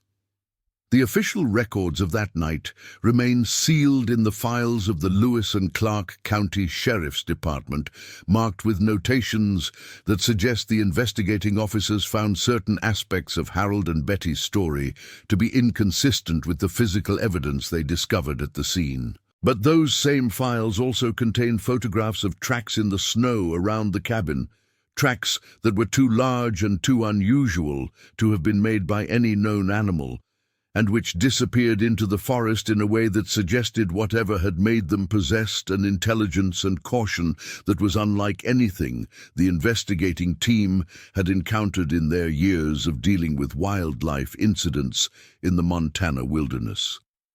The cabin itself was eventually sold to a young couple from California who had dreams of living off the grid and experiencing the authentic wilderness lifestyle that Harold and Betty had enjoyed for so many years. Harold heard about the sale from his daughter Patricia, who had handled the legal arrangements, and he found himself hoping that the new owners would be more fortunate than he and Betty had been in their final years on the mountain. But sometimes, when the wind was blowing from the north, and carried with it the scent of snow and pine trees and the wild places where civilization had never taken root, Harold would find himself listening for sounds that had no place in the comfortable safety of his care facility room, and in those moments he would remember the intelligence he had seen in those glowing eyes and the sadness in that deep voice as it spoke of balances broken and damage that could not be undone, and he would wonder whether the young couple in his former cabin had any idea what they might encounter if they stayed long enough to learn all the secrets that the Montana wilderness was prepared to teach. The mountains endured, as they always had, keeping their ancient secrets and honoring their ancient agreements with the creatures that had called them home, long before humans had ever dreamed of building cabins in remote valleys or claiming ownership of land that had never truly belonged to anyone but the wind and the snow and the things that moved through the darkness beyond the reach of human understanding. And somewhere in those mountains, Harold knew, something still waited and watched and remembered the night when two old humans had learned the true price of forgetting their place in a world that was far older and far more mysterious than anything they had ever imagined.